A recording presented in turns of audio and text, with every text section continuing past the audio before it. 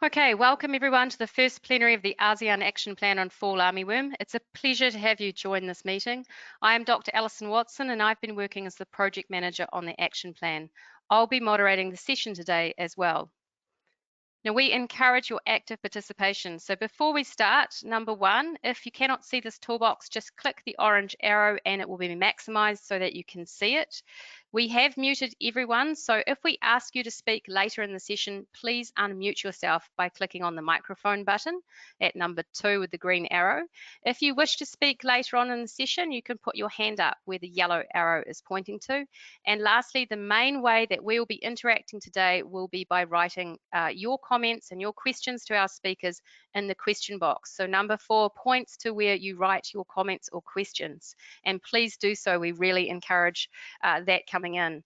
Technical issues, you can send a question in the question box. You can try logging off and on, or you could email pranav@growasia.org. And I just want to make a note that this is a full plenary session. It's not the usual 1-hour webinar you may be used to. So you can pop in or out, you can leave the virtual meeting room to get a coffee, tea, refreshment, take a pause, just like you would do if we were holding this at a physical location. Just don't forget to come back and join us in the discussion. I would just like to say thank you to all our supporters and funders of this work, particularly the Ministry of Agriculture and Rural Development of Vietnam, the ASEAN Secretariat, the Australian Department of Foreign Affairs and Trade, CP Crop, Bayer and Corteva for their huge support. We'd also like to thank all stakeholders who have contributed feedback and expertise, including ASEAN officials. Now, before we start the presentation today, we would like to get to know a little bit about who is in our audience. We have over almost 200 people register, and I think we have around 107 on the line at the moment and rapidly increasing. I think Pranav, can you launch the poll?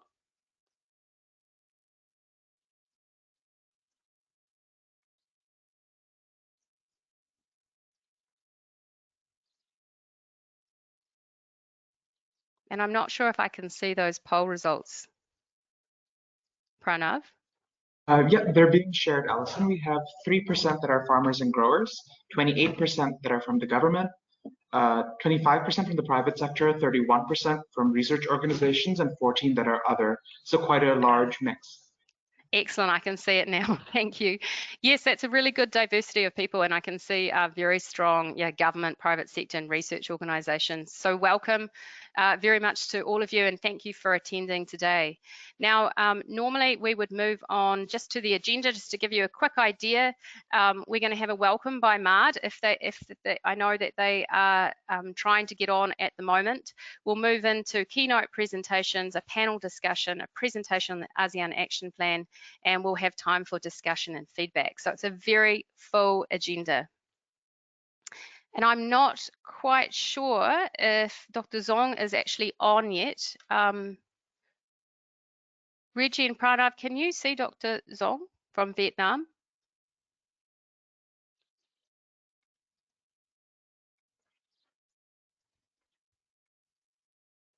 I'm just going to check the attendee list to make sure.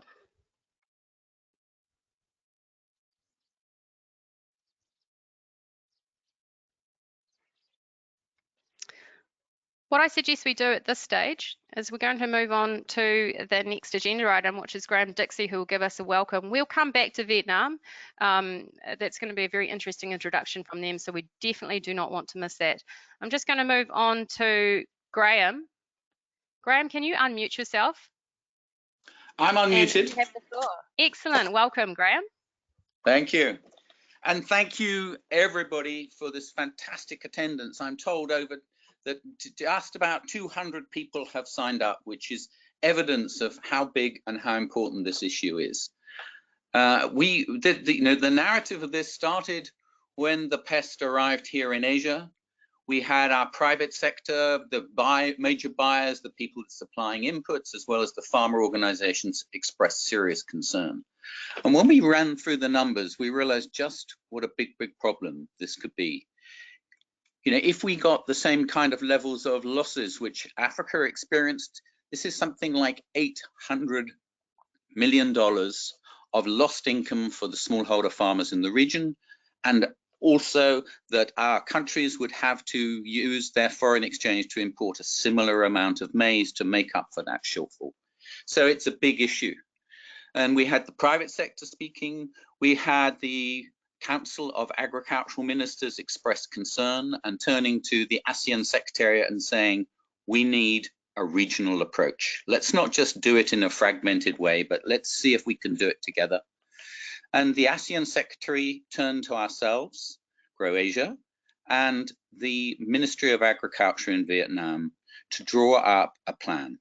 And we drafted one out together and presented it to the senior ministers and the senior officials in Brunei, and it was accepted by that. So then the next step was to try and bring together the different parties and to test that idea, that plan against them and refine it. And this was complicated by COVID, which meant that we couldn't bring people together. So Alison Watson has done an admirable job in bringing together this huge audience of people that are interested. There's something like 80 people responded to surveys, 40 experts were convened into 5 or 6 different roundtable discussions where the ideas set out by Vietnam and ourselves in the draft plan were really put through the mincer and discussed and refined and improved. So we captured the collective wisdom of the public sector, the scientists, the academics, the private sector, the producer organizations, and this is what has come out of it. And finally, last week, it was tested against the opinions of all the senior officials within the region, and we got a consensus support for this. So where we are at the moment is, this is the end of the beginning.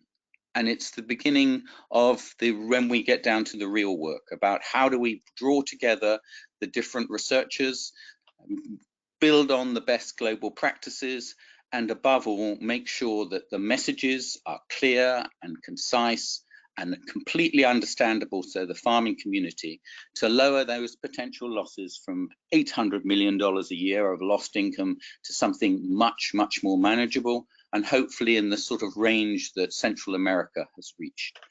So that's where our intention, and I really look forward to the session today. Over to you, Alison. Excellent, thank you, Graham, and thank you for that introduction. I'm going to move on now and introduce our keynote presentations. We have 4 incredible speakers today to share their thoughts on fall armyworm control. Now, please be aware that after every 2 speakers, we will have 15 minutes of question time. And if you have questions for our next speakers, please ask them in the question box. So our first speaker is Dr. Paul Jepson. Paul Jepson is a professor at Oregon State University. He's currently working on addressing IPM and pesticide risk management against fall armyworm. His recently published paper in Lancet is used in the ASEAN Action Plan as a guiding reference. Welcome, Paul. You have the floor. Thank you very much, and good morning, everybody. And from my evening here in Oregon, I should mention that I'm sponsored by USAID and also by the USDA Foreign Agriculture Service, and I've been working now for several years on with a group of colleagues. And can you hear me? Is this okay, Alison? Yes, we can, perfectly. Right. So I'm going to move on with my presentation, but I just wanted to point out that I do recognize there's a deep and long tradition of IPM and excellent responses to pest disease and weed issues throughout Asia. What we have, though, is a new circumstance of the global extent and connectedness of agriculture, a climate that is rapidly altering, that's enabling pests to move around the planet and occupy new niches. We've got a crop that has grown in importance and extent around the world in coincidence with the human population and its value to the poultry industry and a whole variety of other factors. And in a sense, we have a perfect storm that we're all now having to work together to address. So very much we see this as something we do in partnership, and we hope that the information that we've gleaned in Africa will be of value to your already excellent networks and operations in Asia. I just wanted to really recognize the group that I'm working with. Next slide, please. Sorry. There we go. My co-author today is Katie Murray, who works with me here in Oregon, but she's also worked with me in Africa, in Kenya and Malawi. One thing we work on throughout the world really is IPM, and you see here two columns. The left-hand column summarizes IPM as we conventionally know this and is somewhat implied by the plan that you have at the moment, where very effective monitoring and decision support often drive decisions for chemical use further down that left-hand column. We have to address IPM risks to human health and to natural enemies and to other environmental factors such as surface water life. And in general, our responses have had a suppressive effect on natural enemies, and we've underrepresented and underemployed practices that prevent pest outbreaks or avoid them and limit them in the first place. In the right-hand column, we have a list of IPM practices that are identical, but there's more emphasis on strategies to prevent pest outbreaks and possibly limit them, and a huge emphasis on biological sources of pest suppression. Chemical pest management is still employed, is absolutely a part of IPM, but in adopting this methodology, we have something more sustainable where the parts of IPM interact with each other and offer some beneficial outcomes that are sustainable in the long term. To achieve this is easier said than done. Next slide, please. Because if Africa is anything to go by, going left to right here, the initial response has been the marketing by industry and the adoption by farmers of use of high risk and highly hazardous pesticides. This is not only harmful to the farmers themselves, many of these materials are not effective against fall armyworm, and also they suppress natural enemies and make it more likely you're going to need to use pesticides in the future. And so what we have is pesticides at present that are a barrier to IPM adoption. By phasing out highly hazardous materials, by addressing high-risk materials that are unsuitable for smallholder farmers, and identifying low-risk chemicals that can be used in compatibility with IPM practices, we release some of those barriers and enable some of the other practices that we're also excited about. But without this type of process done in a deliberative way, we fail to make progress in IPM and we end up with problems that we're all too familiar with. Next slide, please. And so Katie Murray and myself have undertaken needs assessments in Malawi and Kenya. And in the link here, you'll see on the slides, there's a hot link when you get these that'll take you to our reports, in this case led by Katie. And we conducted consultations with farmers because one of the things we've done about this problem is to go to the source and find out what the farmers' needs and experiences are. And I cannot recommend this approach strongly enough. Next slide, please. And so in a report that's been published about consultations led by Katie in Malawi, we came up with a series of recommendations from farmers and extension officials, which were basically to evaluate and register low-risk materials, so high-risk materials are not so widely available and employed. Simple communication about IPM, what is this pest, what does it do, how might you respond, is not reaching people on the ground. And so there's arguments for strengthening research and extension, and to monitor progress towards IPM adoption, not take it for granted that if we say this is how you do something, farmers necessarily respond, and so on and so forth. Maize variety improvement, of course, holds the key to long-term progress, but this initial response requires some concerted action that's been expressed very eloquently by farmers and extension agents in all of the countries that we've visited. Next slide, please. So one of our responses as well, in addition to direct consultation, is to conduct research that we test through what is called peer review. We want the research that we respond to farmers with to be of the highest rigor and quality. So we've attempted and been successful at publishing this in some of the leading scientific journals in the world. Our work several years ago in West Africa demonstrated that pesticide use is having some of the most severe impacts ever recorded for pesticides in the world, despite agencies and NGOs telling us that pesticides were not really used in West Africa.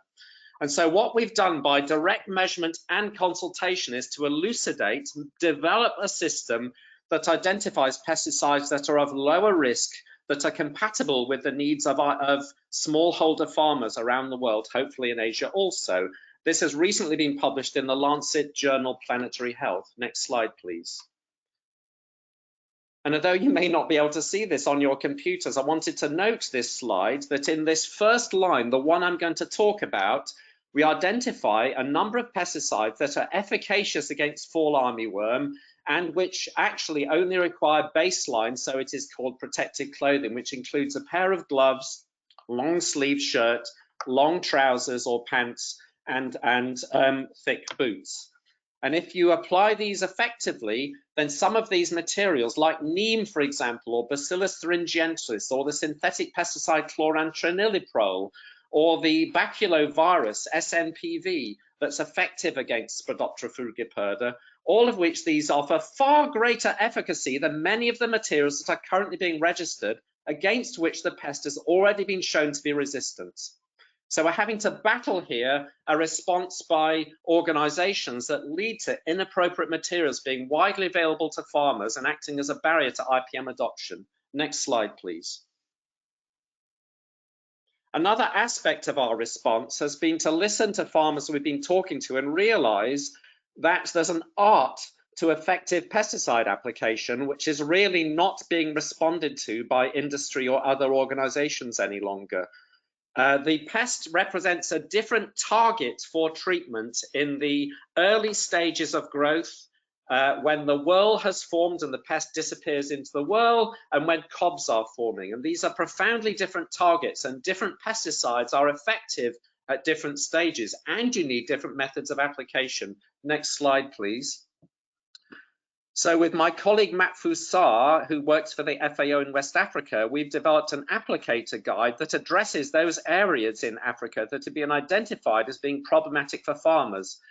They're not being helped by pesticide labels that no longer reflect good practice with regard to recommended dose rates. And I believe expertise in developing proper dosing recommendations on pesticide labels has been rather lost from industry, and I'm afraid it's up to us in the public sector to develop these materials. Some of the concentrations recommended for pesticides on labels throughout Africa simply do not make sense relative to the dose rates that we know are effective in the Americas. And so there's a significant attention needs to be paid to this. But we'll be publishing in the next few weeks a manual that addresses some of the key application issues also. So what we've tried to do is determine needs as best we can in the countries that we've been to address the toxicological and risk issues that need to be factored into IPM decision-making with pesticides, to identify that group of pesticides that have already been shown to be effective and are low risk, and to attempt now to spread that information in the best way we can in Africa. Next slide, please. My final slide. And I hope I'm not running out of time. I probably am. So no, there we go. So one thing I've done is simply to take the liberty of identifying some priorities connected to pesticide use within IPM, because this is what farmers, certainly in Africa, are already doing.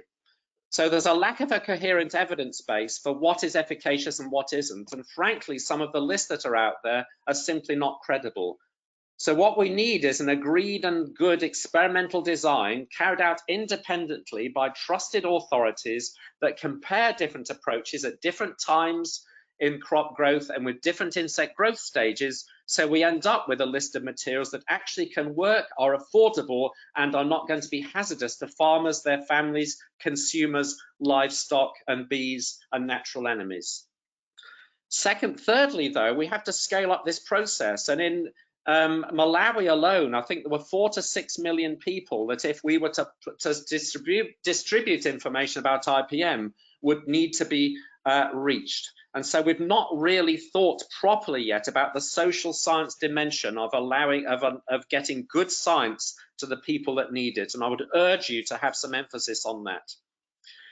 Something I've published widely on is pesticide risk to natural enemies, and I'm deeply concerned about the fact that pyrethroids have been distributed and frankly pushed in Africa in a way that's wholly unethical, because these materials are far more toxic to natural enemies than they are to the pest. And all they do is make it more likely you'll have to use another pesticide in the future. They simply lack the efficacy that you need and need to take responsibility for delivering. So having some common goals, having people agree what those goals are, and then following up on the agreements, we believe is rather important. And this concept of collective action for this particular pest is particularly important. But I really appreciate you listening to me today. I hope that's been an interesting start to what is going to be a fascinating day. And Alison, I think the report and the work of Grow Asia is exceptional. If we can help in any way, we'd be only too glad to do so. Thank you. Well, thank you very much, Paul. It was a wonderful presentation and a lot of food for thought there for later. And if anyone wants to ask a question to Paul, please do so. Just put it in the questions box, write those questions, and we'll follow up after the next speaker. But before we move to our next speaker, I know that Dr. Zong, the Vice General Director of the Plant Protection Division Vietnam, has joined us. I'm just going to move back through Paul's slides and find, we've got a great picture here. Dr. Zong, can you unmute yourself and please please speak.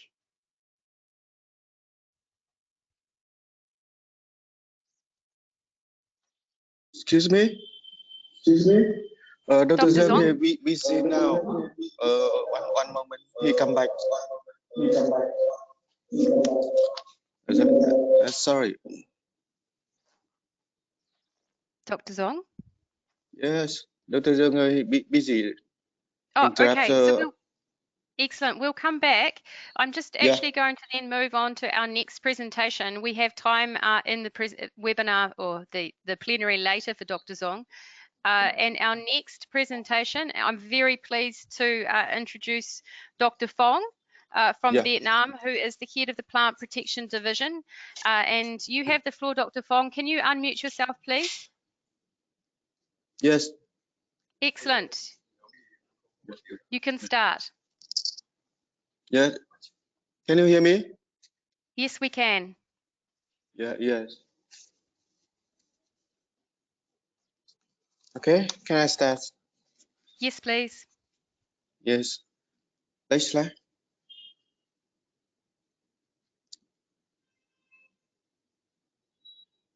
Yes. Fall Armyworm was detected in Jolin, China in July 2019. It was also detected in Lao PDR in February and in Nghệ An province, Vietnam in April of this year. Next slide. As a one, Fall Armyworm spread throughout Africa to North ASEAN, South ASEAN. We use this map to training and notice for plant protection officer in Vietnam a year ago.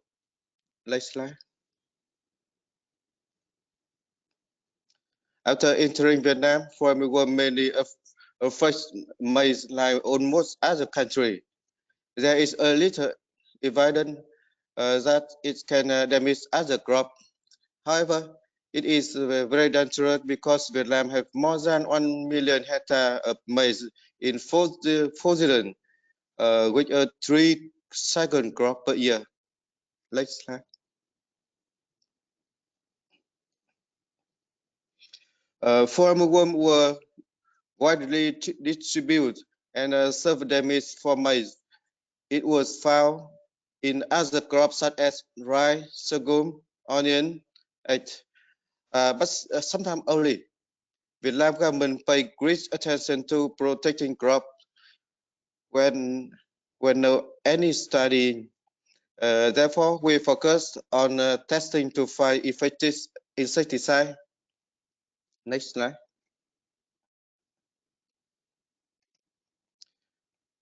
Through FAO, business, international organizations and countries that have a common concern. We have a source useful information assistance in all aspects to find solution to control Fall Armyworm.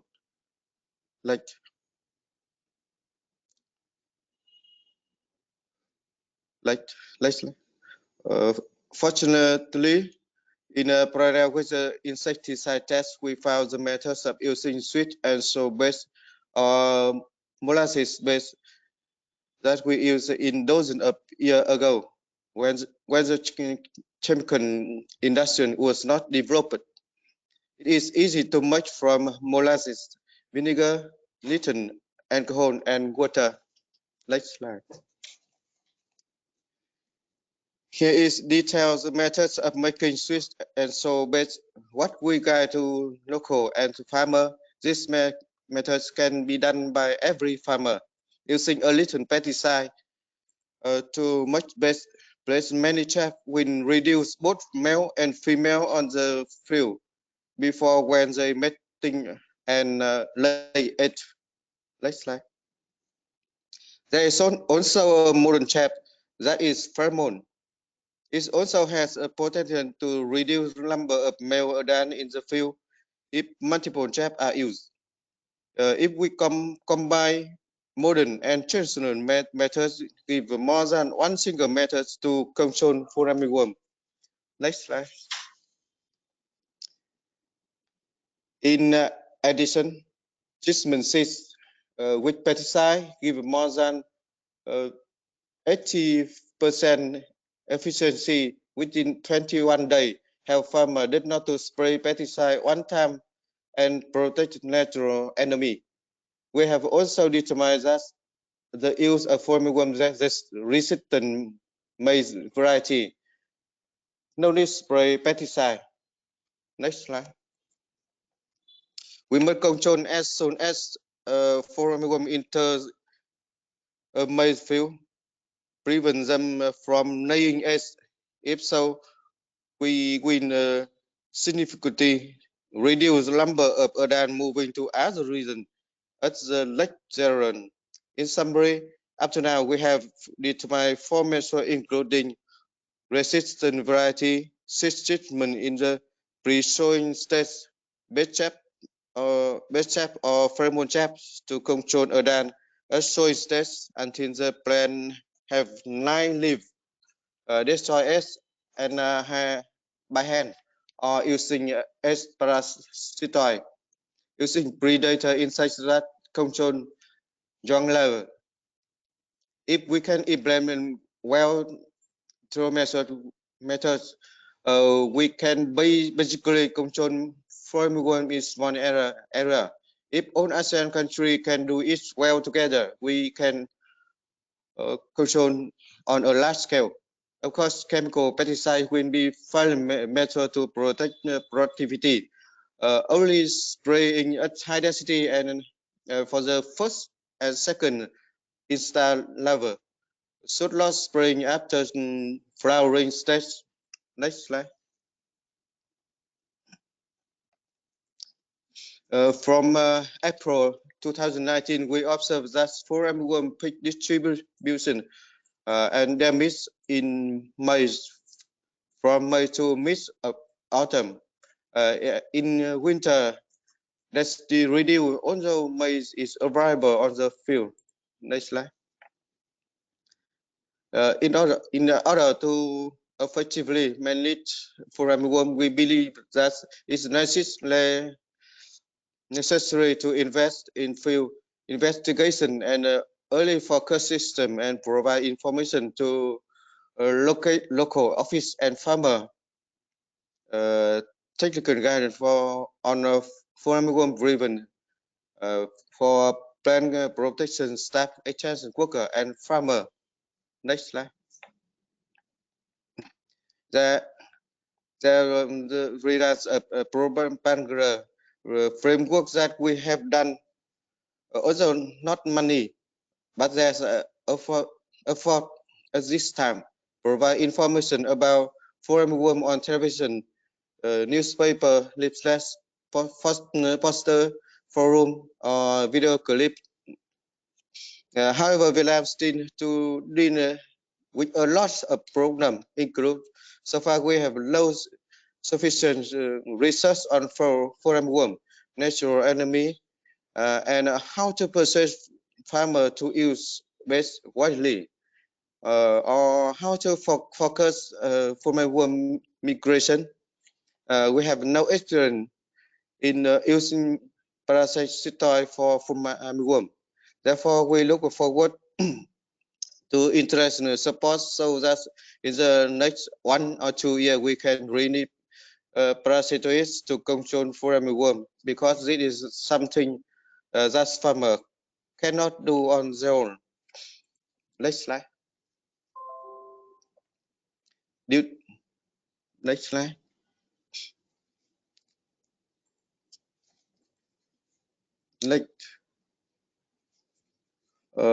Due to our limited funding, we hope that we will get support to conduct different activity. For example, share experience for armyworm control and real research. Establish a migration monitoring program by a software. Establish a quick information channel on the armyworm harmful situation. Support research and technological products, pheromone lure, support equipment, technical rearing and release parasitoid, support focus and control for armyworm, continue to exchange post delegation. Last one, organize or participate in a scientific conference or seminar. Thank you. Hello. Thank you very much. Thank Yes, thank you, Dr. everybody. Fong. That was an excellent presentation, and there's lots of information that we will come back to talk to you about. I just have a bit of reverberation at the moment. There we go, it's finished. I'm just going to now move into question time.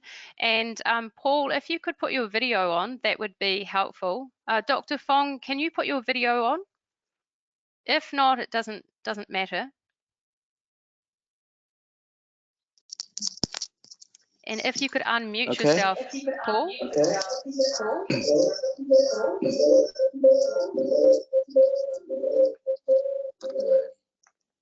Okay, I'm here. Excellent. I can't see you at the moment, but you might pop up. I'm going to move into the questions. Paul, I'm going to ask you the first question. You're here? Yes, Excellent. can you hear me? Look, yeah. Yes, I really like the slide that you put up that showed the different levels of risk and different options in a table. Yes. That was extremely easy sort of to understand. Do you think this is something we could develop further for the ASEAN context, and this would be useful, do you think, for different stakeholders, particularly policymakers and farmers? And would there be challenges in getting consensus on that, or do you think that could be something that we could aim for? I'm not sure about the challenge on consensus, but I mean the data regarding risks and how those are calculated and the way we express those are always debated. But we've used kind of international standards, and the work is, as I say, widely respected.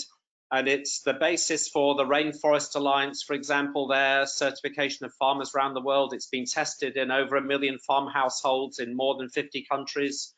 And we've used this in our African work, and we've only had kind of positive responses, really. The thing is, many of the materials that are being marketed and sold at the moment are so extremely toxic that you know, I think farmers are used to someone from the West, such as myself, turning up and saying, well, don't use that, it's extremely toxic. What they're less used to is saying, oh, but the bottle further along the shelf, or the chemical that's sold in the next town, or a chemical that's been registered by your government that you could perhaps ask for with your colleagues, this is far less toxic. So what we've done is to make a comparative list, really, for the first time, that's based upon highly rigorous scientific criteria. And that really could help farmers select. What you must never ever do, of course, is make a farmer feel somehow guilty or incorrect for having made the decision they've made. So what we do is we place these materials in kind of a context that the farmer is willing to participate in that decision with. And we also talk to the agro dealers, the people that sell the pesticide, because they want to sell something that works, that they can make a profit from, that also is not going to be harmful to often what are family members and community members. So building trust is extremely important. And just simply because we published this in the Lancet and we tested it first with the Rainforest Alliance and in the Western United States, doesn't mean you should believe a word I'm saying necessarily. This thing needs to be tested in practice, Alison. But Yes. we have great confidence in the science that lies behind this. And absolutely, we think that because this genotype or group of genotypes have spread around the world, that there are lessons we can learn from the Americas, now in Africa, and now into Asia, that we can apply. And certainly those less toxic materials do seem to show a lot of promise, and they're actually far better at managing fall armyworm than the materials that may have traditionally been used. Or Actually, Paul, that was a question that we had from the audience here, is Right. that are these effective low risk options, yes, do they suppress the natural enemies of fall armyworm as well? And are they effective on fall armyworm? Yes. And do we have good estimates of costs, you know, over it? Yes, thank you very much. Cost is very important. It's highly variable. Some of the more selective lower risk materials in Southern Africa are 20 times more expensive than the old-fashioned broad spectrum materials. And we're used to seeing this when new materials enter marketplaces, but that is really beyond reason.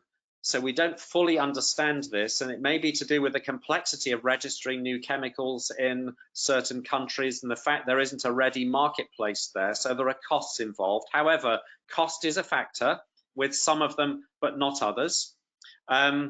When it comes to natural enemies, the next stage of our pesticide classification is going to include natural enemy toxicity. Materials such as azadirachtin or neem, Bacillus thuringiensis, the baculovirus, the nuclear polyhedrosis virus that's toxic, and the material chlorantraniliprole to a degree, and some of the other chemicals are very low toxicity to natural enemies. So we get that double benefit. But it isn't universally the case that the materials are low toxicity to natural enemies. And so, yeah.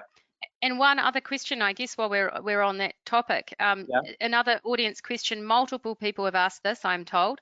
Do we have a comprehensive understanding of the range of natural enemies, predators, parasitoids, in ASEAN region, in the ASEAN region? Would you be able to answer that question? I'm unable to answer that question directly, but I do know that in Africa, huge strides are being made in already looking at the natural enemy complex that's associated with fall armyworm. And the CGIAR institutes are involved in that, and the IITA and CIMIT have been extremely active in identifying those natural enemies, which they've surveyed and come up with lists relatively quickly. I can certainly say in your region, there's a huge amount of work that has been done on natural enemies in different crops, and we already would have an idea what the candidates are. And I can certainly also say that it'll be highly variable in all the different climates that you have and all the different cropping systems. So having this as a major priority to which attention can be paid is very, very important. And I'm sure some of your other speakers are going to address this. Yes, that's right. And thank you very much for that. I'm just going to ask Dr. Fong a question. Dr. Fong, can you hear me? I have a question here. Excellent. I have a question here. I have a bit of a sound problem there, but with measures implemented by Vietnam, and you gave many examples of sweet and sour baits, for example, and other methods, how effective have they been in managing fall armyworm?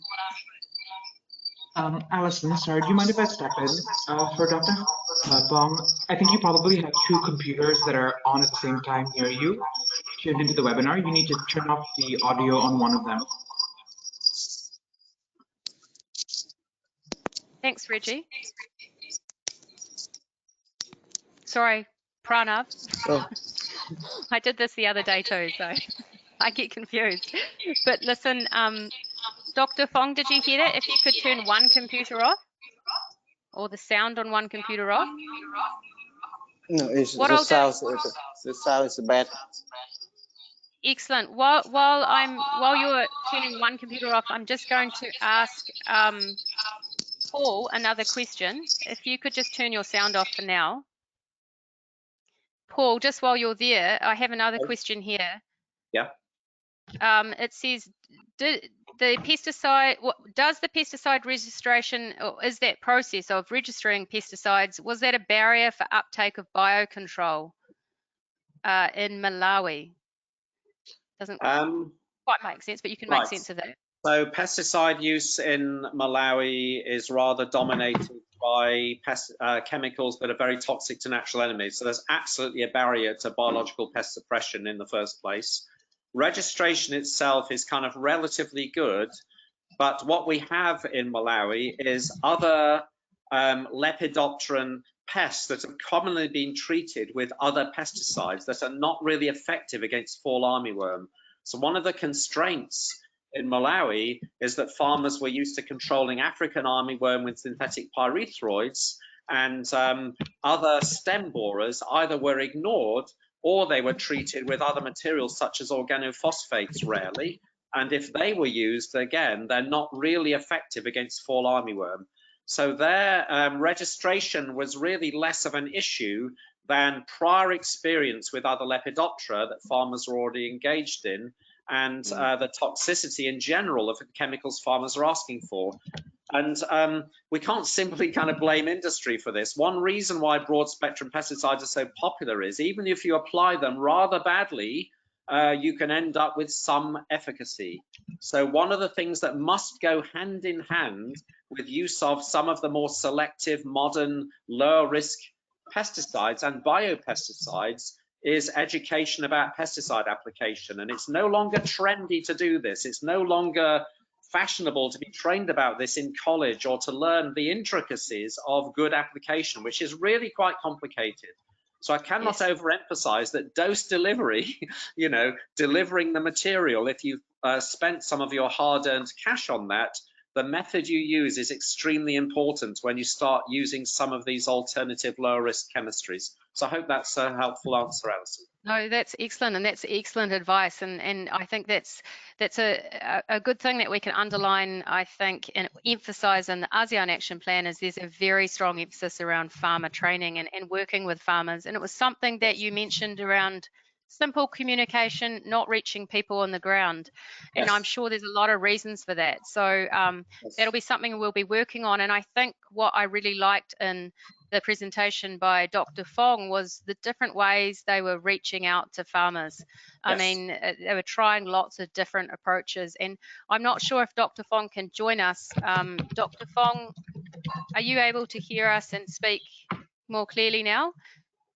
If not, we can come back.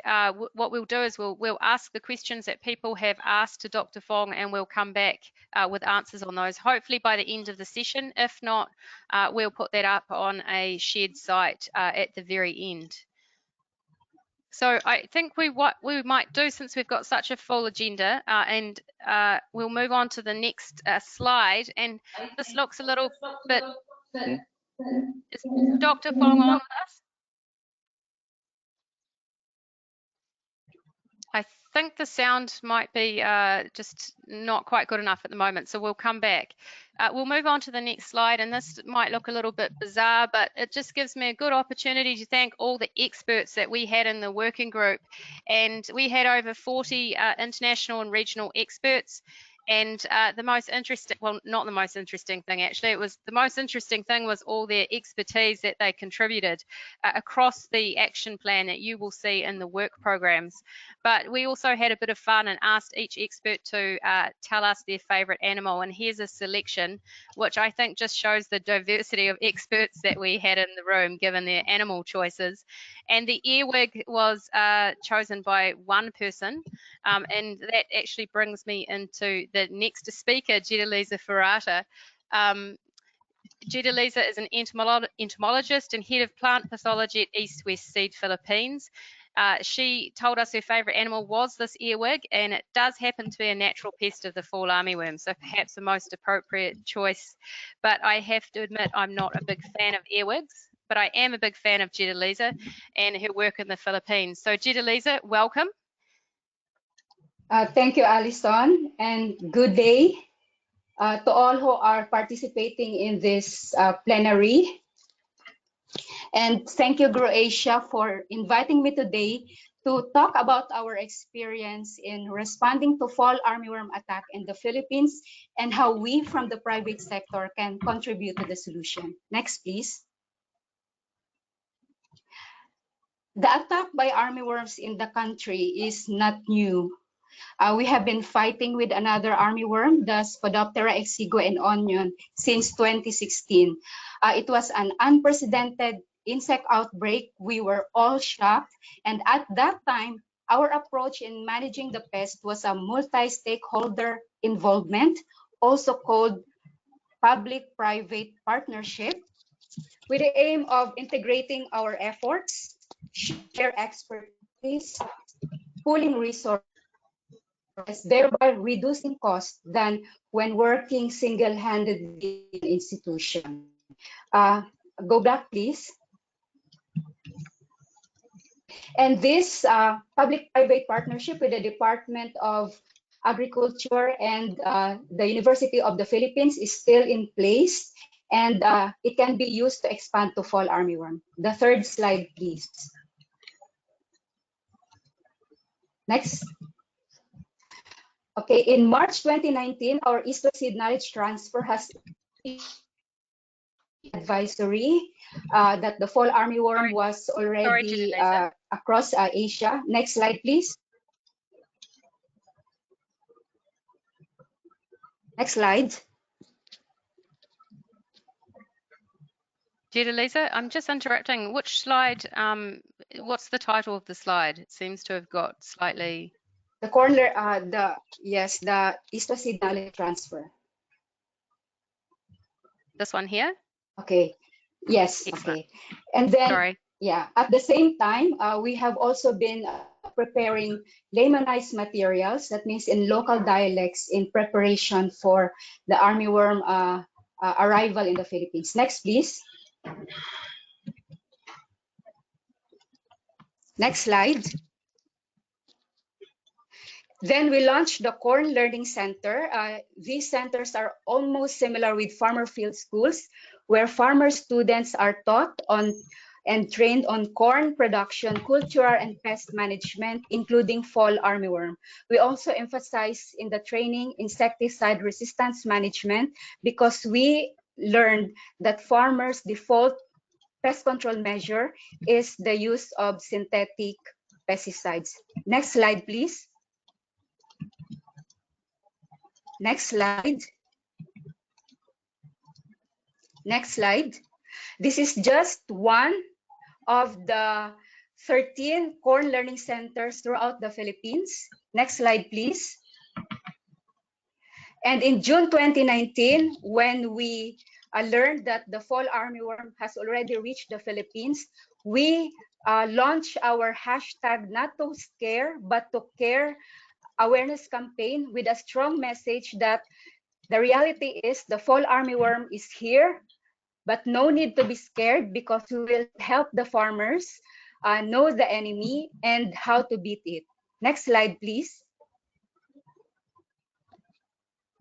We also conduct field visits and train the farmers how to spot fall armyworm damage in their fields, and also identify the fall armyworm itself. Next slide, please. We usually receive inquiries such as these hand pictures with the larvae and corn damage pictures, even from non-East to Seed companies, and we readily share our materials to increase awareness. Next slide, please. And we also showcase IPM methods, such as the use of biocontrol agents. So my favorite insect is the earwig. So we put this earwig at the center of the corn, the whorl, where the fall armyworm is hiding. And on the right side of your screen is a video or a picture of a caterpillar being attacked by earwigs in our laboratory experiment. Next slide, please. After knowing the life cycle, the farmers are very excited to use pheromones in monitoring the presence or absence of fall armyworm in their areas. Next slide, please. We also encourage farmers to use commercially available bioinsecticides such as neem, Beauveria bassiana, and Bacillus thuringiensis. Next slide, please. And part of the training at the Corn Learning Center is pesticide resistance management. We taught them how to rotate mode of action of insecticides as well as fungicides to make them or to allow them to make sound and responsible use of pesticides in their farms. Next slide, please. And before the COVID-19 crisis, we have conducted over 90 fall armyworm awareness campaigns and field visits in corn learning centers and other venues without corn learning centers, but the local government requested us to conduct awareness. Next slide, please.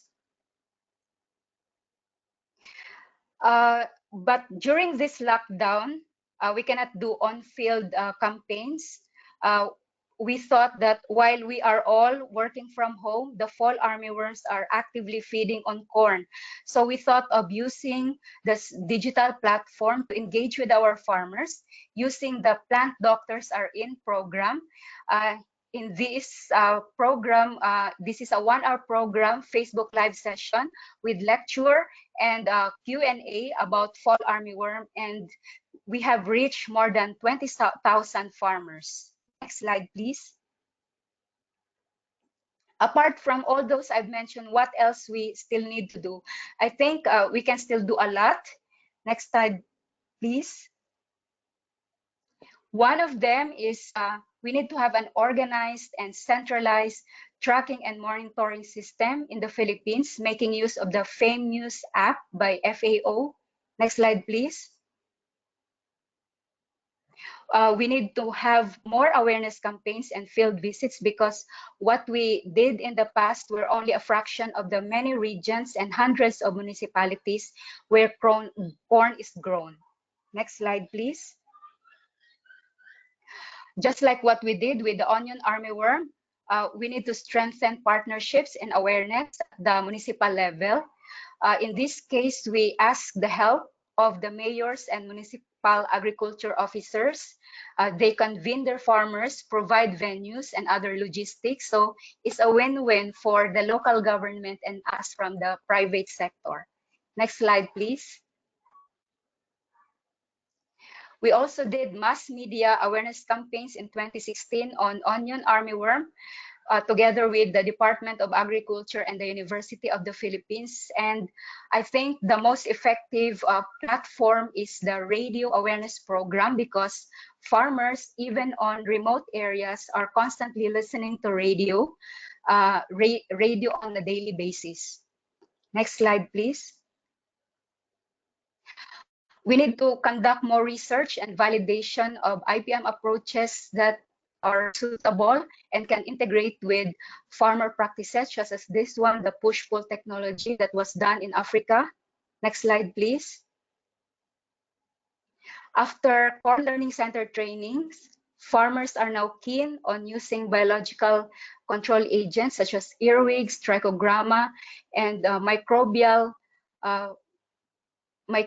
insecticides and entomopathogenic nematodes that was recently found to be effective by the University of the Philippines. However, the challenge here is the access and availability. So I think we need to channel more funding on mass production of these biocontrol agents. Next slide, please. And lastly, although we are still on the initial phase of the research, we are currently developing a web-based pest forecast model using the iMetos weather system and the Internet of Things or IoT technology of PESEL instruments that will allow or transform field data gathered, field gathered data into a decision-making tool that will allow farmers to implement timely intervention of pest control without the need of prophylactic or unnecessary application of synthetic pesticides. We can also make use of this on the fall armyworm if it's compatible with the ASEAN Action Plan agenda. Next slide, please. In conclusion, the private sector has a lot to offer. We have a huge network of farmers and local agriculture technicians that will readily implement any IPM-driven approach that will come out of this ASEAN Fall Armyworm cooperation. Experience has taught us that in whatever insect outbreak, be it fall armyworm or onion armyworm, partnership is the key because more heads are better than one. That ends my presentation. Thank you very much.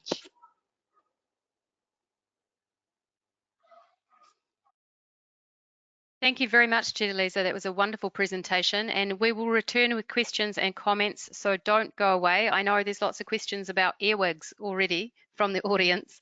We're now going to move on to our next speaker. It's a real pleasure to invite Dr. Rob Bertram to the webinar. He is the Chief Scientist in USAID's Bureau for Resilience and Food Security, where he serves as a key advisor on a range of technical and program issues to advance global food security and nutrition. He also sits on the FAO Fall Armyworm Global Action. Welcome, Rob. Thank you very much, Alison, and greetings, everyone. It's a pleasure to be part of this event. And I'd like to start by thanking GrowAsia and ASEAN, and also my colleagues, Regina Eddy, Joe Husing, who I think will be speaking later, Gary Yan, both of the latter two fantastic entomologists, and Dr. Bodapalli Prasanna from CIMMYT, all of whom shared ideas and information for this presentation. I was excited when I was asked to do this partly because of the history that I'm aware of ASEAN and USAID and FAO collaboration on pest issues in the region. And I really think of this region as being the one that kind of pioneered integrated pest management. I remember the days of Peter Kenmore and the control of brown plant hoppers in rice, and how hugely important this was in so many ways. And more recently, I've been pleased to learn that ASEAN brought out guidelines on biocontrol in 2014. They brought out guidelines on pest risk analysis in 2013, and they have a plan for strategic cooperation on crops. So ASEAN has had a critical role to play all along, and I think we're going to see that. We are seeing it once again in the context of fall armyworm. The next slide, please. So this next slide will come as no surprise to any of you. It's fairly evident, but I just wanted to show it, partly to show the speed, and also to say a little bit about how our efforts in this regard to this pest at USAID and elsewhere have been evolving. I think for the first couple of years, it was all about trying to learn about the pest from the Americas. In Latin America, tropical regions in particular, Embrapa in Brazil, but also in the United States, in parts of the US where this was a seasonal or endemic pest, like in Florida, where it's year-round. So there was an awful lot of emphasis on trying to learn, and I think that's been shifting to now learning about the pest in its new contexts. As has already been said, you know, this isn't going anywhere, and maybe we'll go on to the next slide. And I think a number of things I'm going to say are just going to validate points that have already been made by the other speakers. But just as Giuliza just said, I mean, the fall armyworm is now endemic. There are multiple generations. We know that it can travel huge distances, which is one of the reasons it's gotten so quickly to almost all parts of the world. A few places still not yet, but we don't know how long they'll keep it in abeyance. And also that we see different impacts at different stages. For example, in maize crop, from seedling to tasseled to reproductive. And that brings all different sets of problems, including food safety problems when we have cob damage because of the entrance of fungi that can create mycotoxin problems. The next slide, please. So as I said, we are building up the evidence now in Asia, and I think we're seeing how important it is to mobilize at both the national and regional levels. So one of the things USAID did early on in the Asian context was partner with organizations to convene workshops as early as 2019, last year. And I think we had participation from both South and Southeast Asia at that workshop. And I think one of the things this underscores, this need for regional approaches that ASEAN is so well positioned to pursue, is that we get more than an additive effect when we trade experiences and information across different environments. Different countries are learning different things, but many of them have broad applicability. As we say, this pest moves freely. So again, I think this issue of connecting the regional and the national is really quite important, and I think a lot of that's going to come out in the coming slides. So how do we counter this invasion of fall armyworm? Let's go on to the next slide.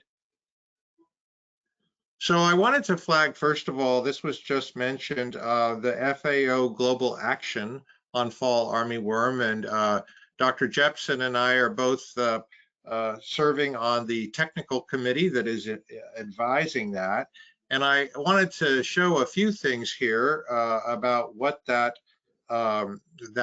work is ongoing, and it involves recommending both priorities and gaps for management. I think this also, and this is an important point that maybe hasn't been mentioned too much, is it also is following closely the degree to which pest losses are occurring. I think a lot of times if we're going to drive action at the policy level, we need to be able to characterize the losses that farmers are experiencing on farm, that the food system is experiencing in terms of lost value, and ultimately potential problems for consumers. When we think about the poultry and egg industry, and so much of the world now, it depends on maize. So there's a lot of effects associated with damage from this pest. We can look at the evidence-based approaches, and we can focus on ways to collaborate to support national and regional programs working with each other. Next slide, please. So this is something that I got from Dr. Prasanna, but I think it's quite useful, and it's already been in evidence in the previous speakers, this IPM triangle, the Integrated Pest Management Triangle, which includes tools, knowledge, and policies. And I think in the tools, we can think about validating practical practices, things like host plant resistance, both using conventional or transgenic sources. We can think about chemistries, the traditional ones, but also biopesticides and botanicals. All of these have already been mentioned. Biological control. One of the things that hasn't been mentioned yet, I think that's a partner in that work, is the Virginia Tech University-led IPM Innovation Lab that is working in that space. And landscape management, I think Jedalisa just mentioned the push-pull. So we have all those tools in the tool chest, and we need to grow the evidence base around them. But you'll notice they almost all have a high degree of knowledge content. So digital tools, communications tools, videos, all of these things, translation into local languages, which I think has been mentioned, all of these things really matter. And I'll say a bit more about policies later, but let's go ahead and look at the next slide. And this is really this issue of linking these global and I think regional approaches down to the field level. And we just heard terrific examples of that from the Philippines. We also heard about this in Vietnam. So this is already happening, but I wanted to just flag as an example of this, the kinds of training that went on. This is with the Scientific Animations Without Borders videos. Some of you might have heard of those before. So they were on things like scouting and management of fall armyworm. So again, this is really important to get this, and you know, it's, as you can see there, just like the other speakers have said, this is a public-private partnership. It involves extension agents, but it also involves private sector dealers and agro input dealers, and all kinds of information at all kinds of levels, including in the local languages. So this is this is really exciting, and it's wonderful to hear the examples we've just heard of, what we've been talking about, I think, at a place like USAID and in other donor agencies and FAO, of, thinking about what really needs to happen on the ground. Next slide, please. So I want to circle back on policies. I mentioned it earlier, and I think a big approach here for us is about the importance of science-based regulatory environments. And again, here's a space where ASEAN has a great role to play, and it's been very active with both national and regional approaches. The opportunity for regional harmonization in things like seeds and plant protection and biocontrol and all kinds of biosafety regulatory approaches is very efficient, and of course it incentivizes greater investment from the private sector, because the bureaucratic hurdles to working in varying contexts from country to country are sometimes lessened. I think an important point here about policy right now is how we work to keep ag supply chains open during the COVID-19 crisis. I mean, this is a critical for both input and output markets, but I believe this is one where it's a new policy challenge, but it's one we need to rise to rather urgently.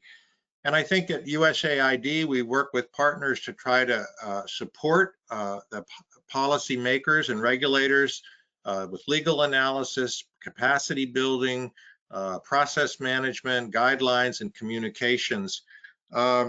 We also, I want to point out that this is relevant for many technologies, including chemistries, including, as Paul was saying, some of the safer chemistries. Sometimes those aren't registered as quickly if they're new, especially in smaller markets. And so the importance then again of having responsive, functional regulatory systems can't be overestimated. It's really critical. And this is also important for things like gene edited products, transgenes, perhaps some other kinds of modified insects, whatever the actual technology is. And at the end of the day, what is this about? This is about service to farmers and consumers, for food security, for environmental security and safety, and basically to reduce risks, which then increases investment.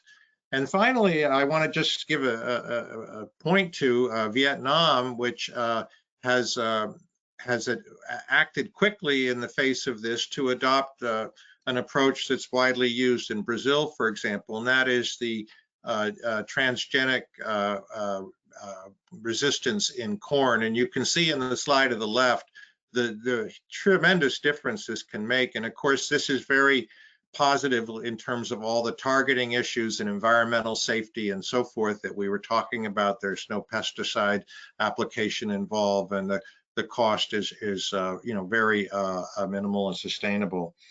And then finally, I just wanted to say thank you. It's a pleasure to be part of this. We consider ourselves an ASEAN and the national programs in the region to be important partners in Feed the Future. That's our global food security initiative.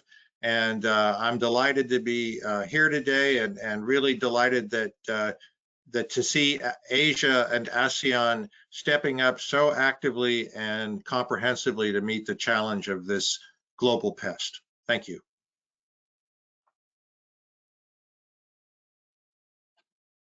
Well, thank you very much, Robin. That was an excellent presentation, and thank you, Jedalisa. If you could put your videos on, we may be able to see you and ask you some questions, and there's lots of questions coming in.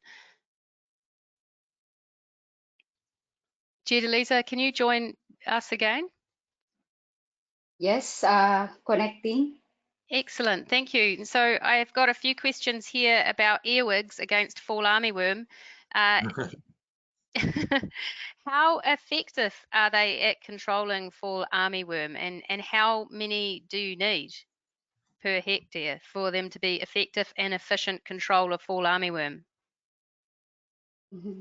So we just implement what has been done through the laboratories of the University of the Philippines, particularly the National Crop Protection Center.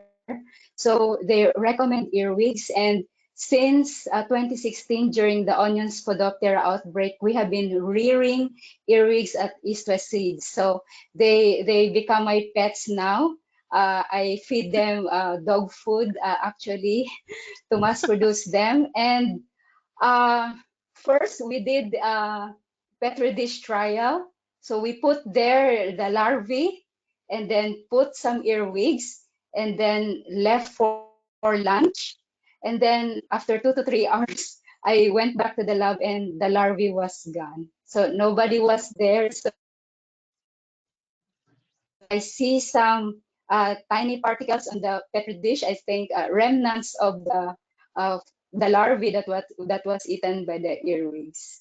Then that was our first experiment. And then we have this time-lapse video, overnight time-lapse video, and but the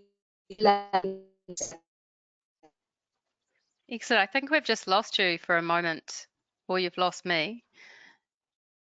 Pranav, can you hear me? Yes, I can, but we did lose Yes. Jedalisa a little bit. Yeah. Okay, Jedalisa. That's extremely interesting, and there's actually a lot of earwig questions, but I'm just going to move on to Rob. I have a question for you, and I guess it seems we can perhaps learn from the fall armyworm also, in that the insect moves fast, it's very efficient, it moved across Africa rapidly, it's now established in ASEAN in the space of 2 years. Do you think stakeholders collectively need to be more efficient and work more rapidly, like the fall armyworm, in responding to fall armyworm? And what would you say are your 3 big lessons from working in Africa to combat fall armyworm? Okay. Well, I think, I have to say, after listening to Dr. Fong and Jedalisa, it seems like at least in a couple of countries, there's a very active response that involves both the public and private sectors. So that's very gratifying. I do think that the regional approaches that I think are uppermost in our mind as we talk in an ASEAN context make a lot of sense, because it's not about reinventing the wheel, it's about leveraging the capacities and strengths that exist within neighboring countries. We can all learn from each other. The first thing I think we learned in the African context was, how much we could learn about what happened in South America in terms of what kind of pest this was, its habits, and so forth. But then there's the next phase, which I alluded to, but I'll say a bit more about it here, is where we see this in context. We know that weather makes a difference as to whether this is endemic year-round or moving in waves as a migratory pest, which of course it does very well. So there's that issue. There's the issue of natural enemies that exist, and also the potential to exploit enemies that exist in the native territory in the Americas. So there's a range of biocontrol approaches that can be considered. I think the other thing that is an important lesson from Africa is that at the early stages, a lot of this was about trying to identify the pest and trying to, have the traps for it and so forth. I think over time, as you learn more about the when the pest is now established and endemic, our emphasis shifts more towards management and rapid response. And often what we find, I didn't use this slide, but we find that farmers don't respond early enough. The first damage from the pest is very subtle. They're just little small white spots on the leaves. And as I don't know if this has been mentioned, I think it was alluded to in some of the comments, fall armyworm becomes harder to treat the more established it gets. So this question of really knowing how to scout it, how to manage it, how to respond quickly. And so the third point I'd say is that information, the tools that are available to help inform scientists. And I have to say, hats off to East West Seeds. There's nobody like East West Seeds when it comes to providing farmers with both technologies and how to manage those technologies with the information products. So I would say those are some of the lessons I've taken from Africa that I think probably have relevance in the Southeast Asian context. Thanks, Rob. Very good answer. And Jedalisa, just something that Rob mentioned there around sometimes farmers not being able to or not responding as quickly as they could, just because it's quite subtle, those first fall armyworm, I guess, presence. What's your view on that? Do you find that is happening in the field, that farmers are not always responding quickly enough? Jedalisa? You may just have to unmute yourself.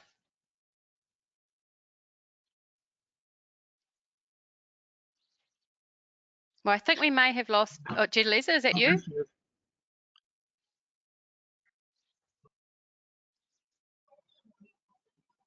Okay, I'm just going to go back to Rob. Rob, you're still with me, are you? Yes, I am. Excellent. Let's just go back to you because we're having a bit of trouble with Jedalisa dropping off. But I guess something that was mentioned in previous presentations was this simple messages, getting those simple messages to farmers, and that seemed to be quite difficult. What are some of the ways that we can actually improve that process? Do you have any thoughts on that? Well, I think there's been some examples mentioned that have been very interesting, but I'll mention again the one about the videos that were generated in Bangladesh, and of course that's one approach. This where it's put into the local language, simple, easy to follow examples with visuals and easy, good, clear messaging. But we can also make use of radio and television. I mean, there's, where we have that a tool available to farmers, radio shows also. And then I think at the end of the day, this leveraging the private sector, the way Jedalisa talked about this, and I'm sure this is true in other countries as well.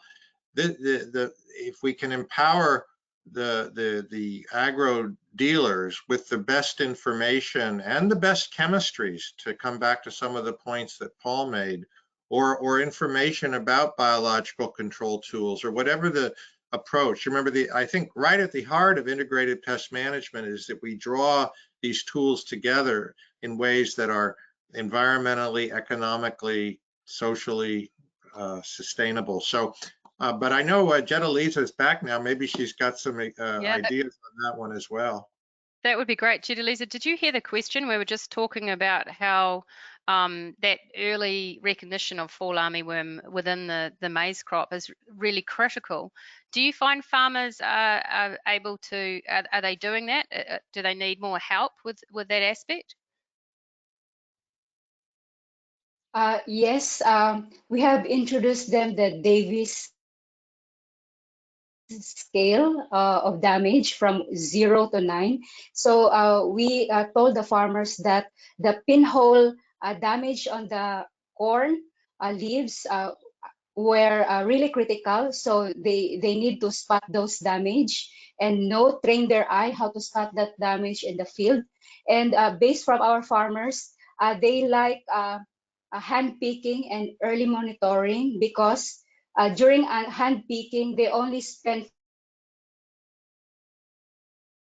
for the labor, because there were instances where in the morning they spray malathion, and in the afternoon they also spray fipronil, and the larvae of the fall armyworm is still very much alive. And then they were joking that the granules, the larvae were embracing the granules in the world. So it's better that they just pay labor to handpick the larvae itself than spending for malathion and fipronil. Excellent, So excellent critical example. is crucial is the early monitoring. Yeah. That's an excellent example. Jedalisa, I'm just going to ask you to turn your video off. It might just give you a little bit more bandwidth, because we heard you very clearly before. I'm wondering if that's a problem. Sure.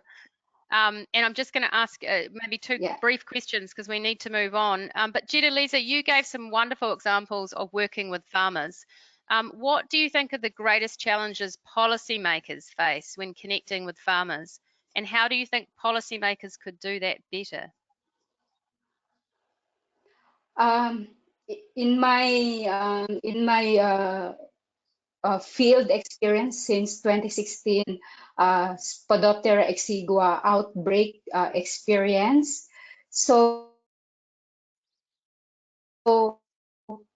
we need to transform our data, our results, our policies into a form that is laymanized and the farmer can internalize. Farmers need to know the rationale behind what they are doing, because once they know the rationale, they will realize that their ways are not contributing to the solution. For example, if they spray a lot of synthetic insecticides during our training, they realize themselves that they are contributing to the problem by increasing insecticide resistance. So it add more cost to them. So going back to the question,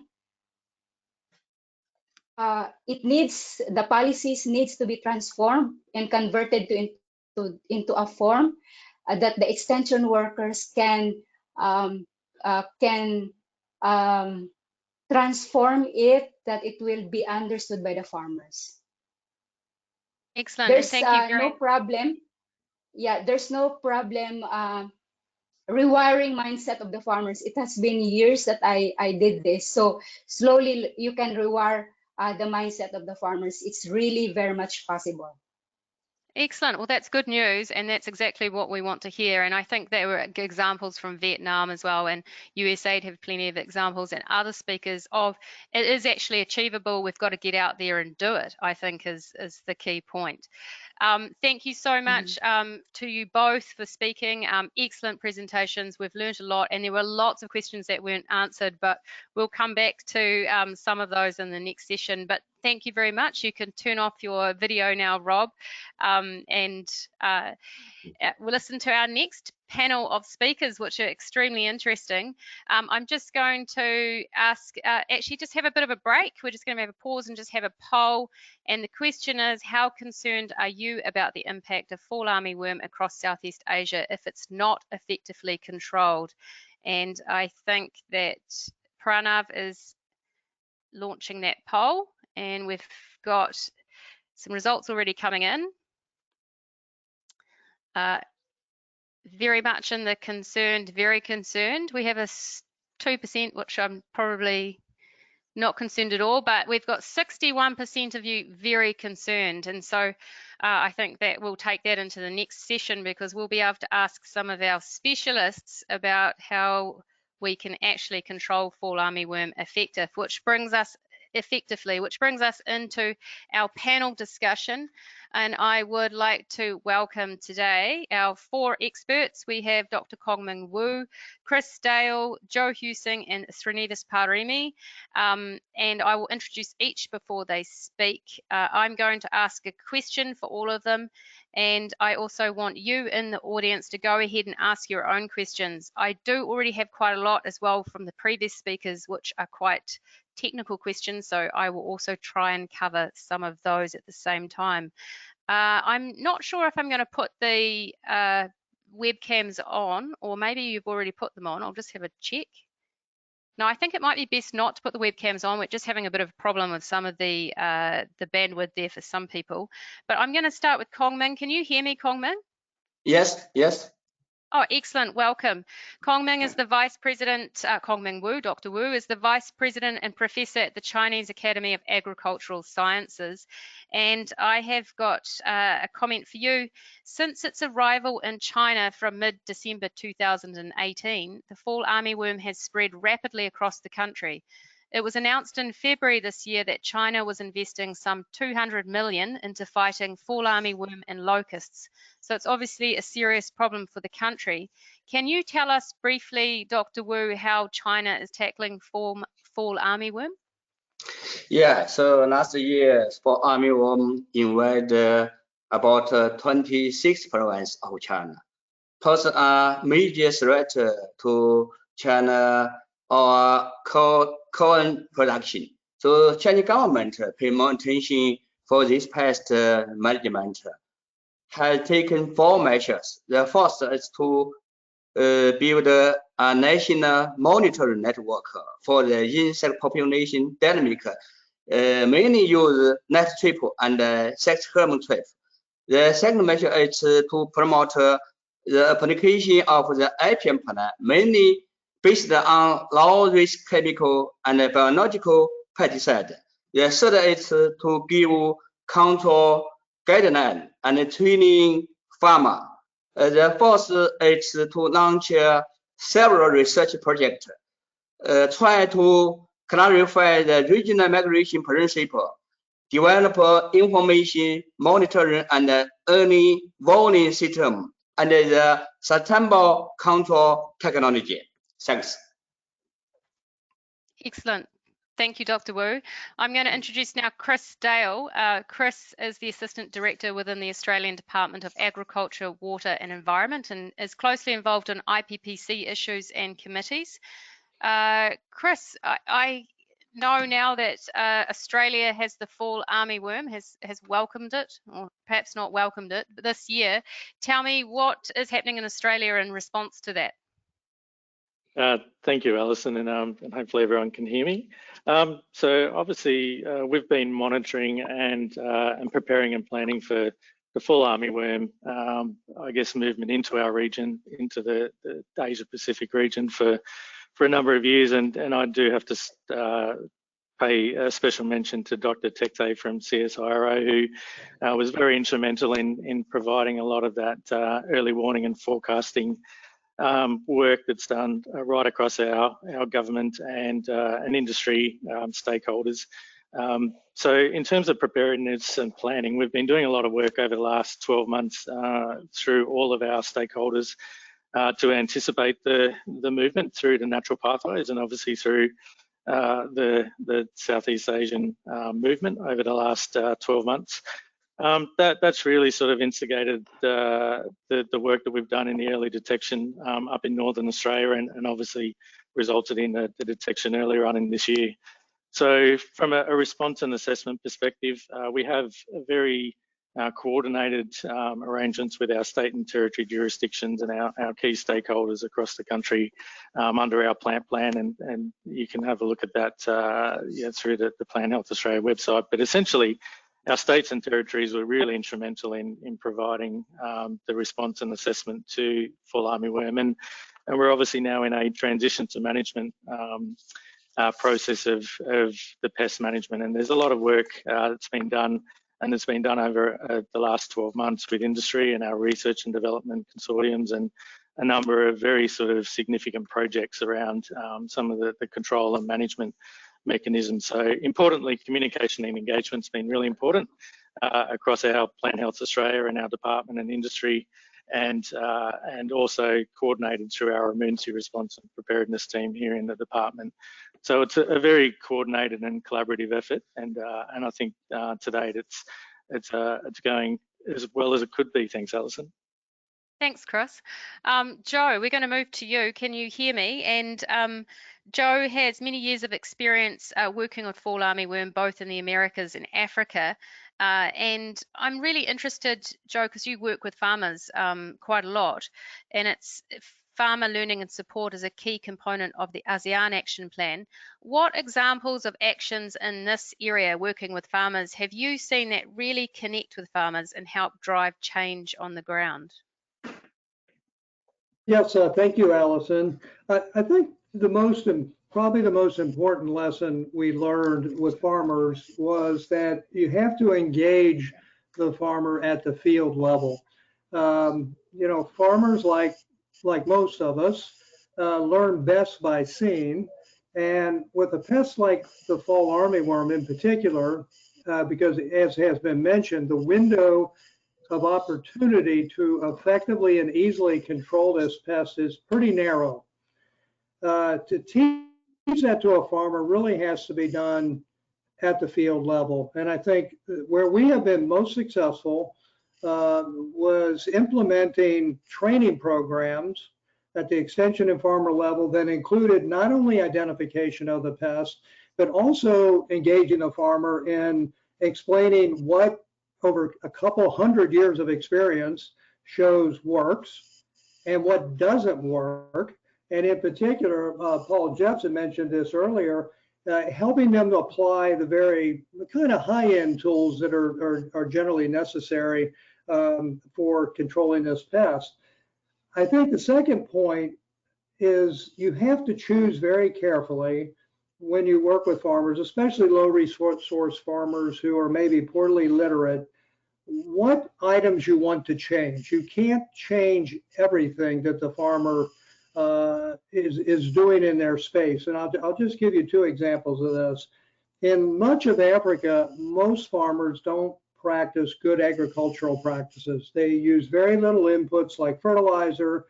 They tend not to buy improved seed.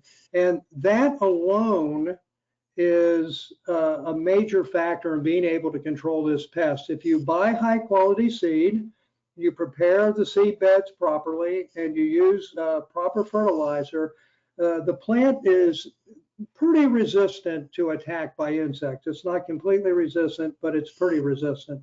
So that's one change that we worked on with farmers. The second one was in the area of safety. Farmers will use pesticides to control this pest. All across Africa, the data show very clearly low resource farmers, the poorest farmers, use pesticides. Teaching them how to choose and use pesticides without hurting themselves is critical. Over.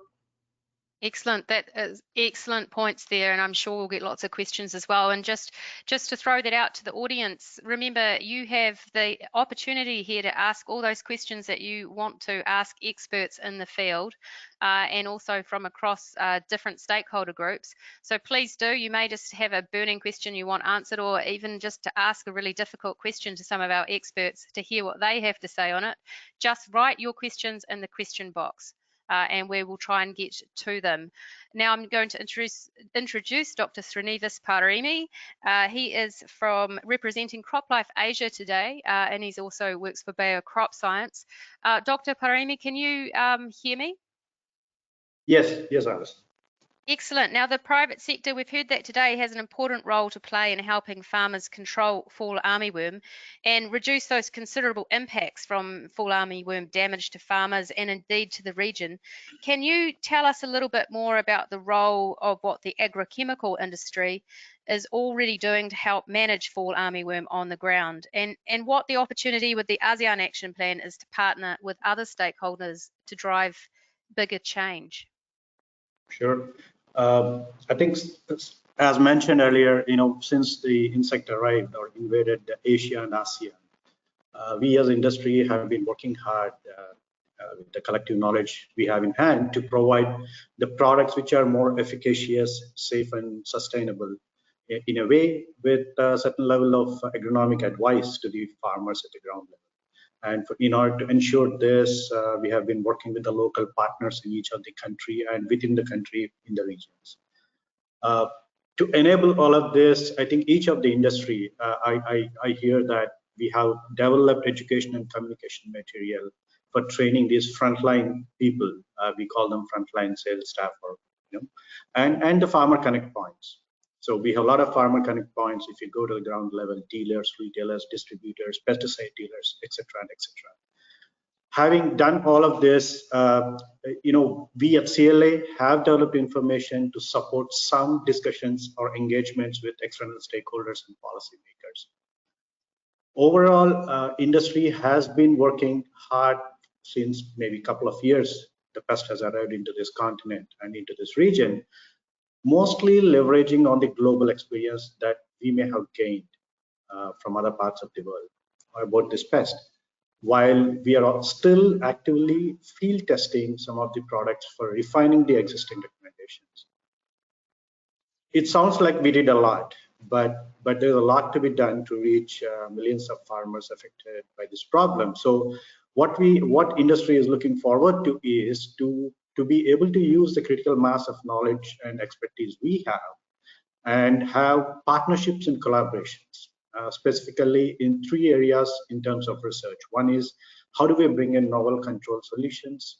How do we engage and build capacities? And how do we involve in these partnerships and collaborations in terms of a long-term strategy rather than a short-term, business proposition? So We have been doing a lot, but we would like to do a lot. Excellent, thank you for that. And I think that's a good maybe question to sort of bring in to ask Chris, actually.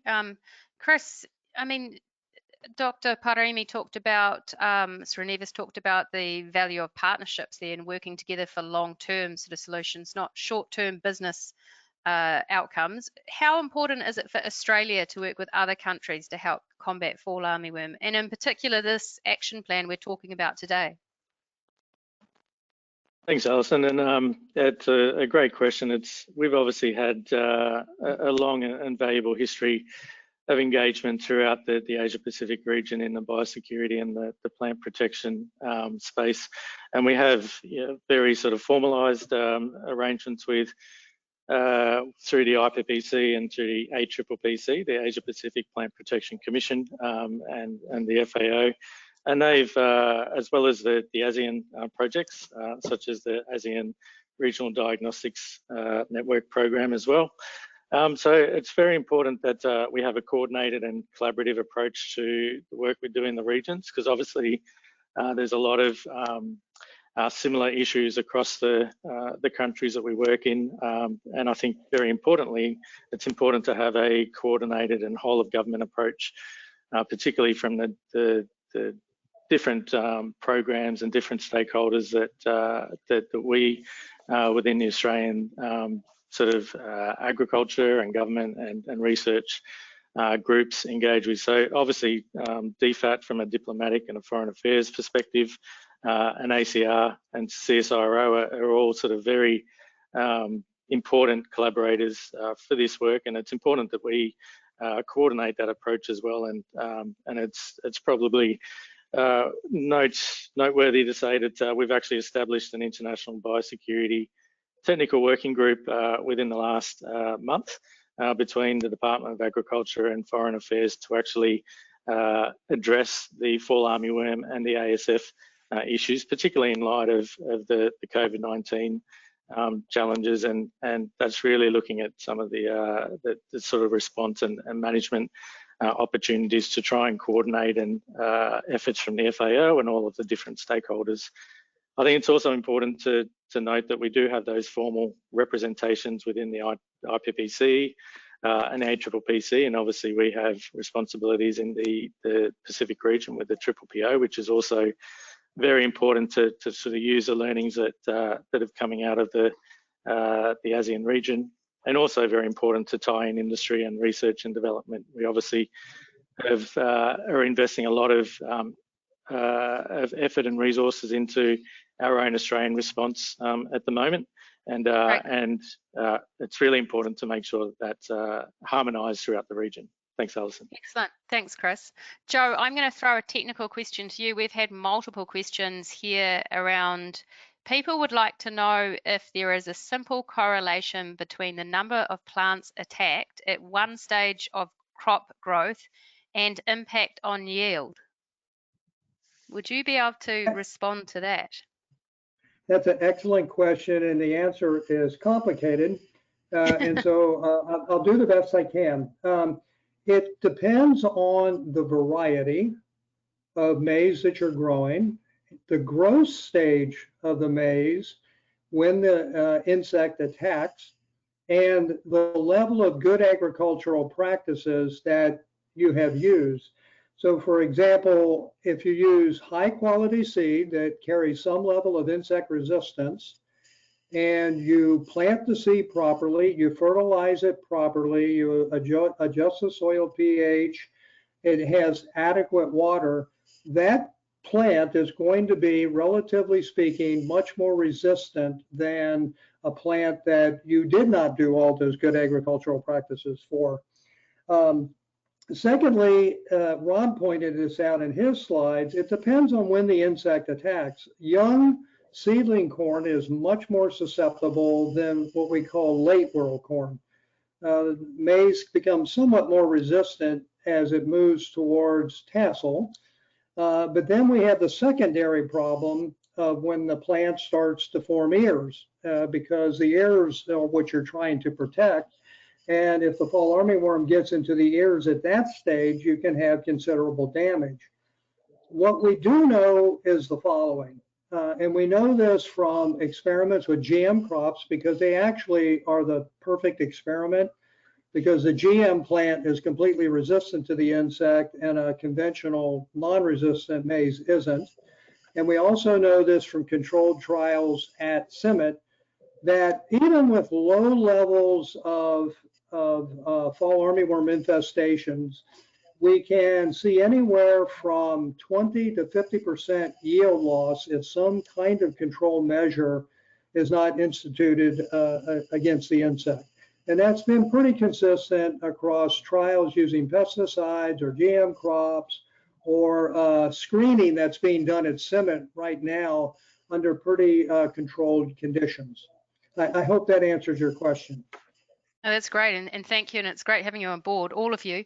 And I'm going to ask Srinivas now a question from the audience here.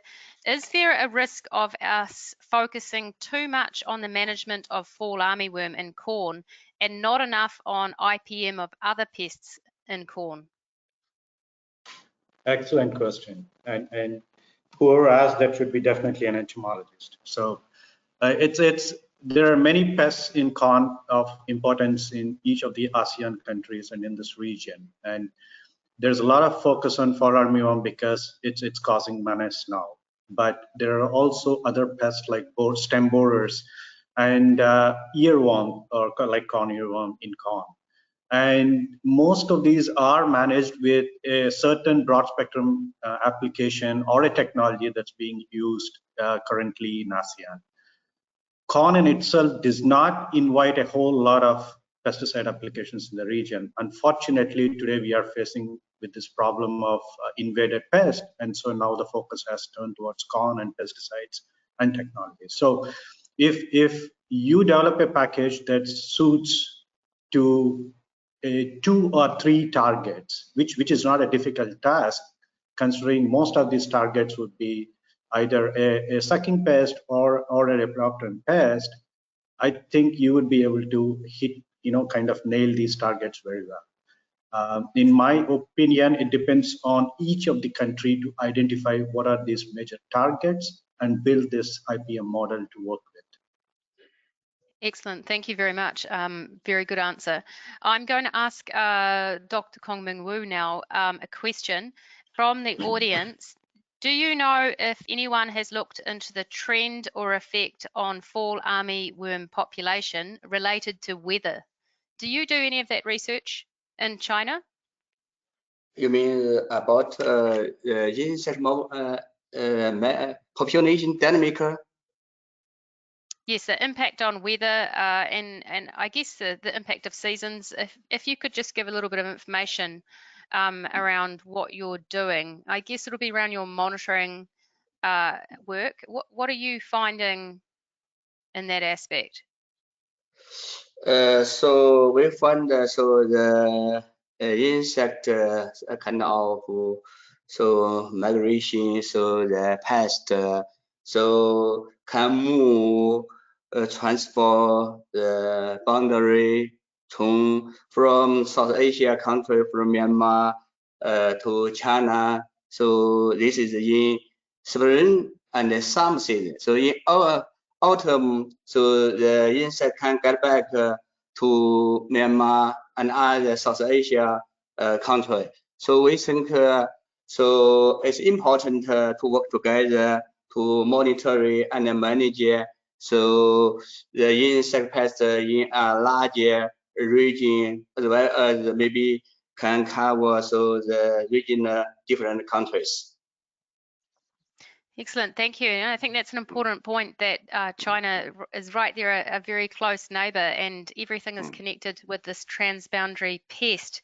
So we need to reach across countries to find solutions, and I think Chris alluded to that before very well. Joe, I have another question for you, and it is about how can the private sector and the government policymakers better support farmers to control fall armyworm? I guess this is looking back from working with farmers. What tips could you give to some of our policymakers today? Yeah, another very good question. It's important to realize that there's kind of three important points to make that you have. Well, let me see, I'm mumbling a little bit. There's three important areas that you have to master if you're going to control this pest effectively. That's knowledge. The farmer has to know what to do. Once the farmer knows what to do, they have to be able to purchase the tools that are going to be used to control this pest, and that's primarily pesticides. And they can only purchase those tools if there's a policy enabling environment. And so the important thing for policymakers to understand is the private sector is absolutely key in effectively helping the farmer make the decision to control this pest. And we know that from several hundred years of experience in the Americas. The private sector can only make those tools available to farmers if there's a policy enabling environment. And unfortunately, this was mentioned earlier, one of the limitations in this process is the time frame it takes once you have an invasive pest until you can get proven tools approved for their use. So typically in most countries that don't have an emergency use provision in their regulations, it can take up to 2 years for a government to approve, for example, a pesticide that's been proven in many, many countries over many, many years for control of this pest. The farmers can't wait. And as Paul mentioned in his introduction, farmers don't wait. What they do is they go out to the kiosk and they buy whatever pesticides are available that they think might work, and they use them because they're desperate. This insect, when it attacks a maize field, for people that haven't seen it, it looks terrible. It's devastating looking. Farmers will go purchase a tool. So policymakers need to work very closely with the private sector to ensure that proven tools that are cost effective, that are efficacious, and are safe can be gotten to farmers as quickly as possible. Over. Excellent, and that's a very good answer, and there's a lot there to take out, I think, for all of us listening today. Thank you, Joe. Srinivas, I've got a question for you, and I guess we saw before that Paul had put up a table and was explaining how important it is to have sound management use guidelines around the use of pesticides, when to use them, when there's a need for them, and what kind of safety and environmental things you need to think about. What's your response on this? Is this something that could be quite useful? I mean, you're from the industry. Can you share some thoughts? Yeah, thanks, Alison, for bringing that question. Dr. Jepson's work from his talk, it's truly appreciated, the kind of broad picture of classifying the products and how they have been looking at categorizing some of these pesticides into based on the risks involved. I think there is already a risk assessment process existing for approvals and all, but this is one step above that. That's absolutely fine. At the end, the intent is to provide farmers the best management decisions and the tools that he can select. So when you put that into the context of Fall Armyworm today in ASEAN countries and in the entire region here, there are not very many products like they were used in Africa. For example, here, I think you can hit on maximum 6 products from 3 to 4 modes of action available that are being recommended or at least pursued by industry in each of the country, right? Or in the region. And when you go to each country, these numbers would even go down, meaning that there could be only 3 or 4 effective or efficacious products. So why I'm pointing this out very clearly is when you look at the table, most of the products, I think somebody leveraged on that already, and we have these products being pursued, which are more efficacious in this region in ASEAN. So our focus should be mostly on using this knowledge and build on the new tools and approaches to develop a suite of tools for the smallholder farmers in that region. And also, while doing that, we should keep in mind that we should be able to, include those tools that are practically implementable and sustainable based on good science. Somebody pointed out that earlier in one of the speakers, that good science and science-based approaches, right? So we need to be looking at that as a key factors while you're, pursuing this tool. So, but I do agree with one comment Dr. Jepson made in his talk, that the emphasis on educating the pesticide applicators. I think CropLife and member companies, we have been striving very hard to, educate farmers on use of PPEs, etc. But there's a lot need to be done, and we need more hands and eyes and to talk to these endpoint customers of ours through government support and policy enabling, steps. So overall, it's a good classification, but the focus should be more on bringing whatever we have in hand now before it becomes even a bigger menace. Thank you. Excellent, thank you, and thank you for that. That's very useful, and we take that on board. And I would just like to now thank all of the four of you, Dr. Wu, Chris Dale, Dr. Husing, and Dr. Parumi. Thank you so much for joining us today. That was very interesting. We got some of the questions as well answered from the audience. We still have many more to answer, but it just shows the interest from the over 177 people that have been on this call for this amount of time. So thank you very much, and hopefully you can stay for the next agenda item. Yep. Thanks, which Alison. is actually, thank you so much. If you could just make sure you mute your microphone before you leave, that would be helpful. And I'm actually in the hot seat for this one. I have the job of presenting the ASEAN Action Plan on Fall Armyworm, and it is a true pleasure and a privilege. So what does this ASEAN Fall Armyworm Action Plan look like? Some key points. First point, it aligns with and can be considered as a regional-based approach to implementing the FAO Global Action that was launched in November last year, and which Rob mentioned as well. The second important point, it aims to support and strengthen national-based efforts.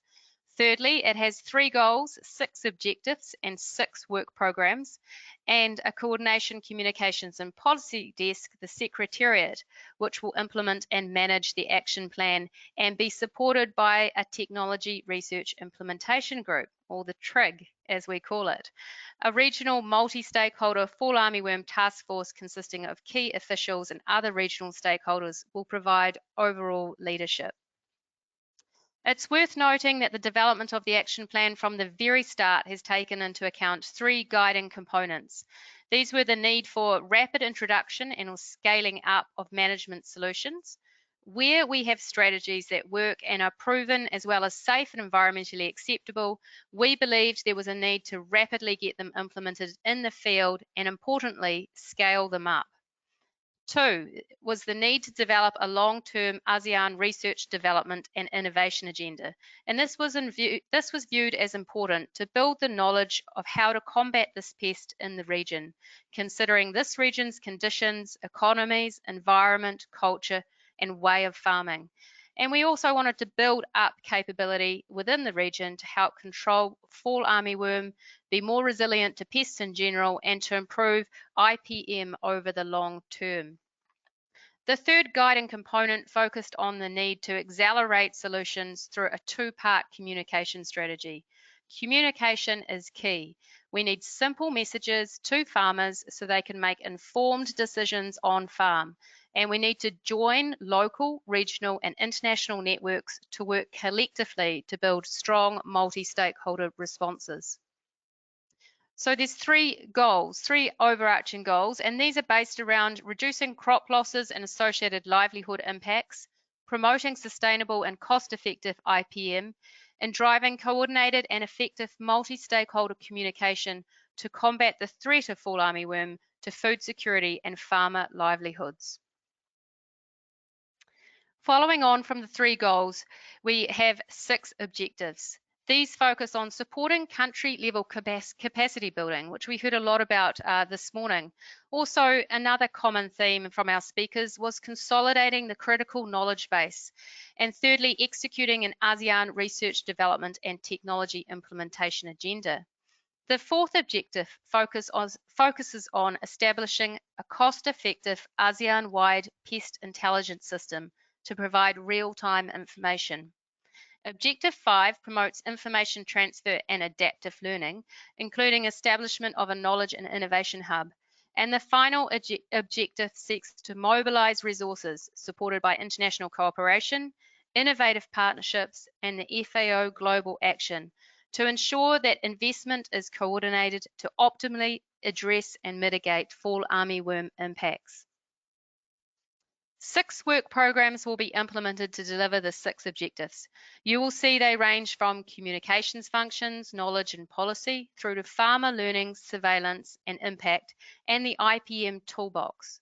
We also have a work program based around baseline information and dynamic pest-crop livelihood relationships, and these are outlined in this slide.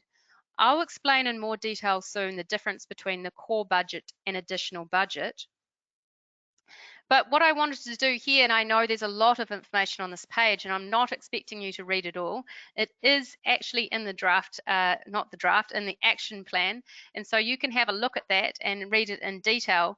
But I just wanted to underscore to you first the huge amount of detail that underlies this action plan, and which is based on extensive consultation that we have undertaken. Each work program sets out a recommended list of work objectives and activities that aim to position the region to best tackle fall armyworm in the future. Now, this is one example of work program 2, and I'd stress here that not all these activities may eventuate over the 6 work programs.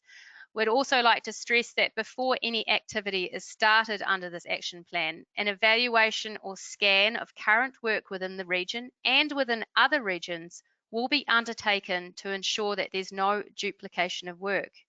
The action plan is very focused on leveraging off existing work initiatives and partnerships that are already working. We also want to remain flexible enough to add particular activities to respond to the changing conditions over the next 5 years. And this is particularly important in the times that we're facing with COVID-19. This is an example of work program 3 on farmer support and learning, and this is a core part of the program and was mentioned a lot this morning by many of the speakers. This is around working with farmers on the ground to help change behaviour and enable them to make their own informed decisions, and it's really a key part of the ASEAN approach. You'll see here that training of the trainers, farmer-to-farmer communication and farmer field schools are really supported under this action plan. And we're also very keen to work with stakeholders across the value chain to help build learning alliances. Now I want to point out how this action plan is operationalized. Firstly, the ASEAN Action Plan is designed to support national working group or national level task forces on fall armyworm. It does this through the goals, objectives, and work programs I showed to you earlier. The action plan is a regional support model. It is not intended to replace national level decision making. Governments, for example, are best placed to decide what is appropriate policy for their country. Stakeholders across the region can choose to work on some activities under the action plan and not others. What will be a priority for the Philippines, for example, may be different to stakeholders in Singapore or Cambodia.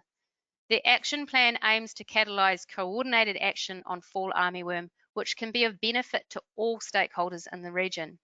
And the action plan will help share and promote resources, efforts and information to avoid duplication and leverage off the collective knowledge of the ASEAN region and other regions to manage this pest in an efficient, environmentally friendly and safe manner.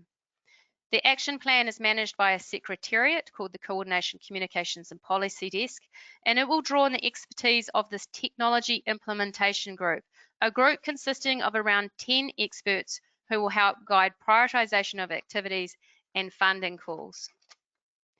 Ultimately, you will see that the multi-stakeholder task force at the bottom of this diagram has the overall control and responsibility. It's important to note that also that the coordination desk will work very closely with FAO to help support national implementation efforts. This draws on the extensive FAO network already in country and also their technical expertise. And there will also be close relationships developed with key organisations working with countries already in the field. The ultimate aim being to leverage off existing networks. The budget proposed to implement this action plan consists of a core budget of $750,000 annually and an additional budget of $1.5 million per year. We believe this is modest given the significant estimates of losses to the region. This doesn't take into account also our estimates of losses to other crops that may be damaged by fall armyworm. It doesn't take into account that full range of impacts caused by supply chain disruption and the social impacts from fall armyworm damage. Now note again that we have split the budget into a core and additional budget. There are good reasons why we've decided on this two-pronged funding approach. We are now in a complex and serious situation with the COVID-19 confronting us all. Obtaining funding in this climate will be challenging but necessary. We have therefore proposed a core budget designed to get cracking on vital, immediate and high priority actions based on communication, coordination and working with farmers. And these were some of the key messages that came out of this morning's keynote presentations and also the panel session. But we've also got an additional budget managed through a competitive funding platform to drive solutions for the long-term future management of fall armyworm in the region. The benefits of this approach are many. The core budget allows ASEAN to get started on immediate high priority actions and on work that does not need to wait for long-term research results. Importantly, it aims to build ASEAN capability and it builds the network and infrastructure needed to catalyse action. We can get started on the Knowledge and Information Hub and we can start work with farmers immediately. The additional budget, on the other hand, allows for a competitive and transparent funding process. It enables donors to fund projects of interest, and it also supports the long-term research funding arrangements and needs that are required in this region. So, the core budget will primarily fund work programs 1 to 3. Although the TRIG will also help to select a few additional high priority projects across work program 4, 5 and 6 to add to core budget activities. The additional budget will fund activities across work program 4, 5 and 6 and the TRIG as a multi-stakeholder expert group will help to set the priorities for such funding calls and help evaluate proposals. As explained, this funding platform will allow donors to specify specific criteria over and above the action plan if desired. For example, a particular donor may be very interested in genomics research only or pheromone-based technologies, and they can potentially tag funding for this purpose. Projects need to have at least one ASEAN partner co-lead, and this can be drawn from the public or the private sector. And projects should also demonstrate matching 30% funding contribution, and this can be in kind and or cash. I'd like to end really by highlighting how the task force is formed. On sign-off of the action plan by the SOM-AMAF in August this year, this task force will be brought together. It provides high-level leadership to the ASEAN Action Plan and gives overall guidance to the Communications and Coordination Desk, that is the Secretariat of the Action Plan. We believe this task force is very important in bringing leadership and support across the whole action plan.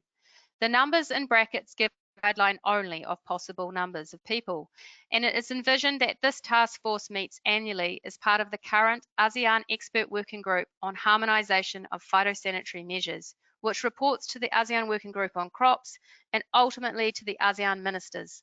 This is to ensure that the work is harmonised within current ASEAN structures and avoids the need to create new ASEAN forums or groups. Last Thursday, on the 20th of May 2020, a special meeting, it was also a serious meeting, but of the ASEAN Working Group on Crops was called and the ASEAN officials considered the draft as it was then. There was unanimous approval for the action plan. Soon, the action plan will be presented formally for approval at the annual meeting of the EWGPS and the ASEAN Working Group on Crops in July for their final endorsement to be sent to ministers at the SOM AMAF to be held by close of August. In the meantime, we'll now be dedicated to the critical next step of building a coalition of partners and funding to be ready to have this action plan started with runs on the board by the close of September. Now we have shared this action plan publicly, we ask you all to join us and express your support and interest in partnering in this important regional work. So I hope this gives you a good overview of the action plan. Of course, there is a lot more detail in the document, and I urge you to download it if you have not already and read it thoroughly. We'd now like to open up the floor for those of you who would like to support, express interest in partnering on the action plan, or who wish to make a comment on the plan. For this session, we have around 20 minutes, and I'd like to ask, maybe a little bit less, 15 to 20 minutes, and I'd like to ask you to keep your comments brief, therefore. So no more than 1 minute, and I will have to break you off if you go over, so please be brief. You can also provide your comments in writing in the question box, and we will record these comments with your name. We may have time to read some of them out as well. So I'm going to open up the floor, and I'm going to ask Pranav and Reggie to help me here. I think we have someone, I think we have Pankaj Sharma from Cortiva who would like to speak. Yeah, thank you, Alison. Can you hear me? Yes, we can. So thanks everyone for good discussion and being a part of this collaboration. From Cortiva point of view, there is a need of a combination of practical technologies, and herewith I would like to share a few points on seed treatment. So one is seed treatment is easy to apply, quite helpful in water and labor shortage conditions. There are good seed treatment solutions available for fall armyworm that are proven safe to workers, environment, and to parasite and natural predators. One of such example is chloranthiprol based seed treatment. Dr. Jepson today morning mentioned about the safety of this chemical. In India, China, and in 2019, India and China has given recommendation and required approval for using seed treatment formulations for fall armyworm. As a quick response, there are positive views by many ASEAN countries. The other thing is our farmer in Asia have been a small land holding, and every plant count for them. So we need to ensure that their crop is protected, like a vaccination that we give to our child. And as well as at a high pressure condition, fall armyworm can act as a cutworm and cut the plant completely from the ground. So there are reports from Brazil for 100% plant cut by fall armyworm. So we need to make sure that early stage is protected well, because it's very, very tender stage. And this is very much valid for biotech or non-biotech corn. With this, our recommendation and request is to actively consider faster approval of seed treatment solution in ASEAN, so that our farmers are confident and have peace of mind growing corn from the start. It can be supported with data from other APAC countries. With this, I thank you for this opportunity. And if anyone has any further question on seed treatment, I would be happy to connect after plenary. Thank you, Alison. Thanks for giving this opportunity. Thank you very much. And we note that those comments from the floor. I see now that Yuri Yasmi from IRI has requested to talk. Yeah, thank you very much, Alison. Can you hear me? Yes, we can. Yeah, thank you very much. I'm Yuri Yasmi, the regional representative of IRI for Southeast Asia. First of all, I would like to congratulate Grow Asia, the Ministry of Agriculture and Rural Development of Vietnam, MART, the ASEAN Secretariat, FAO, and other partners for working on these very important issues, and also come up with a draft action plan for ASEAN. So when the fall armyworm outbreak started to spread out into Asia, IRI was approached by different partners to be involved. We recognize that this outbreak will have significant impacts on agriculture, as many of the keynote speakers already outlined in these seminars. Since then, IRI has been involved more closely in Cambodia on monitoring, capacity building, and testing varied control options for fall armyworms. This convergence of many partners to draft a common strategy for ASEAN countries to combat the fall armyworms is very much needed and timely. IRI fully supports and endorses the action plan to jointly find solutions that are economically sound and also environmentally friendly. And we will be very happy to be part of this initiative going forward. So thank you, Alison. Thank you very much, and that was very good. Now I'd like to open the floor, I think, to Dr. Prasanna. If you could speak, you may need to unmute yourself.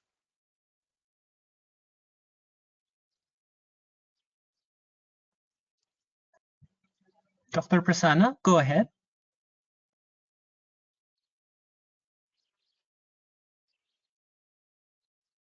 We can come back to Dr. Prasanna. I know he is very keen to make a comment. So I'm just going to ask if Yuichi Kobori from Jerkis is there. I know he had his hand up before. Thank you, Alison. Can you hear me? Yes, we can. So I'm Kobori from Japan International Research Center for Agriculture Sciences. I totally agree to this action plan. The output of this activity is very helpful for management of Fall Armyworm in ASEAN countries. In addition, I'd like to call your attention again that all of the recommendation and information to beneficiary, especially for smallholder farmers, should be scientific based. Therefore, the communication among each groups, the national working groups, the coordination, communication, and policy desk, and technology research implementation group is one of the key of this activity, I think. So anyway, this is just still my personal opinion, but I'd like to be involved in this great activity. Thank you. Thank you very much. Thank you very much, Dr. Kobori. Sorry, that was extremely nice to hear, and we note your support and your interest in being involved going further. I'm now just going to go back to Dr. Prasanna to see if he can hear us and if he can speak. Yeah, Dr. Prasanna? I can hear you. Alison, I can hear you. Can you hear me? Excellent. Yes, we can hear you loud and clear. Welcome, and it's a pleasure to have you. Thank you. Yeah, I'm Prasanna from CIMMYT, Director of the Global Maize Program. CIMMYT, with support from USAID, has been very actively involved, both in Africa as well as in Asia, since the time when the pest has broken out in Africa as well as in the Asian countries. I fully support the action plan, the ASEAN Action Plan on Fall Armyworm management. I think it looks very logical. The work components that have been built in here are very appropriate. I'm only concerned about the resources. Implementing the IPM toolbox is extremely important. So far, we have heard very well how the individual countries are able to manage the pest in different ways. But what is really important for ASEAN is to come up with an action plan that is science-based and where countries across the ASEAN region can benefit out of. Some countries have been undertaking excellent work in terms of pest management, whereas many other countries do not yet have access to validated tools and technologies. And it is important that we reach out to those countries and have global public goods or international public goods accessible to countries across ASEAN to combat this pest. Otherwise, the problem is going to continue because the pest knows no geographic boundaries. So I urge the donor community as well as the Grow Asia to focus on this, especially on mobilizing adequate resources to components 4, 5, and 6. Especially on designing and implementing IPM packages that are relevant for Asian cropping system landscapes, value chains, and socioeconomic contexts. Thank you very much, Dr. Prasanna, and we totally agree with you. Funding is going to be critical. We have a huge amount of very valuable activities, and many of those you also contributed in that list too as well. I think we really are very grateful for CIMMYT to be working with us and to be providing guidance, and we look forward to that going ahead. So thank you for your intervention there and your support. I'd like to now open it up to Margaret Yuvatana. Margaret? Can you hear me? Yes. Hello? Okay, for Thai side, yeah. I'm from, my name is Richard from Thai DOA. Fall Armyworm have been established in Thailand since December 2018. And we generate the urgent control strategy for 1 year. And it is quite successful. Using IPM tool, we run the project in 3 activities, including 17 experiments. However, we still have the next challenge to pursue the sustainable practice that are including the 3 strategies such as the biological control, such as the crop rot assessment, and natural enemy, and also the pesticide application technology in biological agent. However, we have the MOU with JCAS, so we totally agree to your support to you actually. However, we need to avoid the duplicating research among countries and with the JCAS project. Thank you. Excellent, and thank you for your intervention, Thailand. I think that's a very important point. We definitely do not want to be duplicating work, and I think we'll be very focused on the resources that we have and ensuring that we leverage off the initiatives that have already been started and the learning from not only this region within the different countries, but also within those other regions that are battling or combating fall armyworm. Thank you very much, Thailand. And I'd just like to say that Thailand has been doing some amazing work, and it's a shame we didn't have a presentation from you this time. We just didn't have time, but that's definitely, I think, on the an option for the next plenary meeting. So thank you very much, Thailand, for your support. I'd just like to now open it up to Rangaswamy Munaapan. Hello, my name is Muni Muniappan or Rangasamy Muniappan. Can you hear me? Yes, we can. Okay, I'm the director of the IPM Innovation Lab located at Virginia Tech. You know, in this program, we work in 3 countries in Africa and 4 countries in Asia. In Asia, we work in Nepal, Bangladesh, Cambodia, and Vietnam. In our program, we have been concentrating on the natural enemies. So far, we found about 3 to 4 egg parasites and 2 or 3 larval parasites. Of these egg parasites, Telnomus remus, it is a very effective parasite. It has been even used in Florida, Brazil, and Central American countries. Actually, that parasite was taken from Papua New Guinea in 1965 by Dr. V.P. Rao and introduced to India and then to Israel, then Barbados and other countries in North America, North and Central America.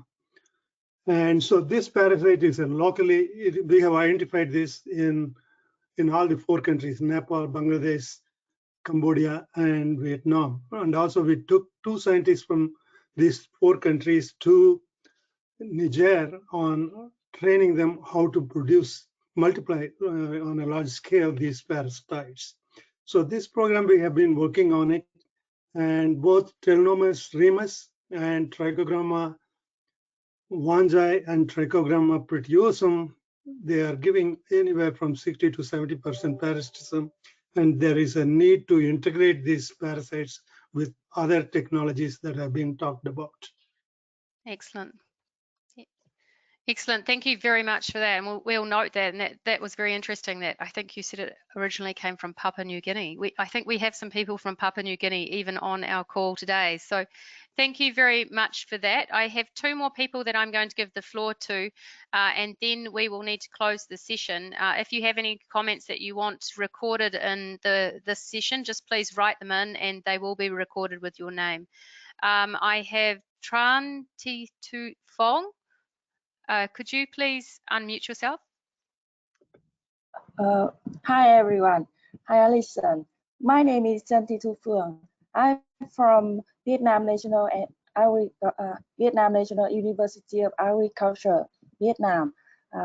Currently, we conducted IPM for fall on the field, and we also succeed to identify the pheromone trap and pheromone loop for the fall. So we are willing to collaborate with our member Grow ASEAN to conduct the IPM on other countries, and we also can share the good result of IPM on fall. Thank you, all of the member of Grow ASEAN. Thank you, Alison. Thank you so much, and it's very pleasing to hear. Yes, we've had lots of interest to work together on this action plan, and it's very nice to see the Department of Entomology, Vietnam National University of Agriculture putting your hand up there. So thank you very much for that. And I'm going to give the floor lastly to Chris Wickers. I'm not sure how to pronounce your last name, Chris, which sounds terrible, because Chris has been a huge help on this project from the very start, I believe, and I would like to thank him personally for his help in managing the expert working group workshops that we ran, and that was very, very valuable. So thank you, Chris, for that, and I give you the floor. Yeah, thank you very much, Alison. First of all, I would like to congratulate Grow Asia and to congratulate you as well for a majestic job coordinating this initiative. I think it should be evident to all that a lot of thought, care, and attention has gone in the development of this proposal, and that the proposal has been crafted in such a way as to maximize the opportunities for IPM or integrated pest management. As per FAO definition, IPM is the tactical integration and the active prioritization of pest management approaches as to 1, prevent pest-induced crop losses, 2, safeguard on-farm biodiversity and ecosystem services, 3, enhance or restore ecological resilience of the farming system, and 4, achieve all of the above with the minimal guided use of pesticides. That's what IPM is all about, and as the people from US8 already indicated, that's the concept that has been tirelessly advocated by FAO's Peter Kenmore 20-30 years ago here across Southeast Asia. And I myself am very much looking forward to work together with this great community of people to make IPM work. So thank you very much, Alison, for the opportunity to make a final comment. Thank you very much, Chris, and thank you to everyone. And that's going to conclude this section of the meeting. And we are almost finished. We do have 2 more speakers, but just for 5 minutes each. We may run over by 3 minutes. I hope you can just stay. You've made it this far. It has been a long session, but I hope it's also been very valuable. I've certainly found it very interesting. And I'm going to now open the floor and introduce Sridhar Dharmapuri, who is the Senior Food Safety Nutrition Officer at FAO. He has been working very closely with us from the very start on developing this regional plan, and we're looking forward to working closely with FAO. Sridhar, can I get you to unmute yourself? And welcome. Yeah, I think I'm unmuted. Can you hear me? Yes, I can hear you. Thank you, Alison, and thank you, everyone. Thank you, Croatia and ASEAN especially, for organizing this plenary session and having organized the excellent presentations that we have heard from all the speakers. Just in case you're wondering why the Senior Food Safety and Nutrition Officer is speaking here, it's because I'm the group leader for agriculture and food systems, under which the areas of plant production and protection are part of the portfolio. I would like to first of all, thank you all for sharing the wealth of information that we have got through this session today. And FAO's response to the fall armyworm is based on a lot of the research and the good work that is done both in the laboratory and the field that we have heard today. So I'd really like to thank you all for that, and we're very grateful for you to share the information and data that helps all the countries in the region to combat this particular pest.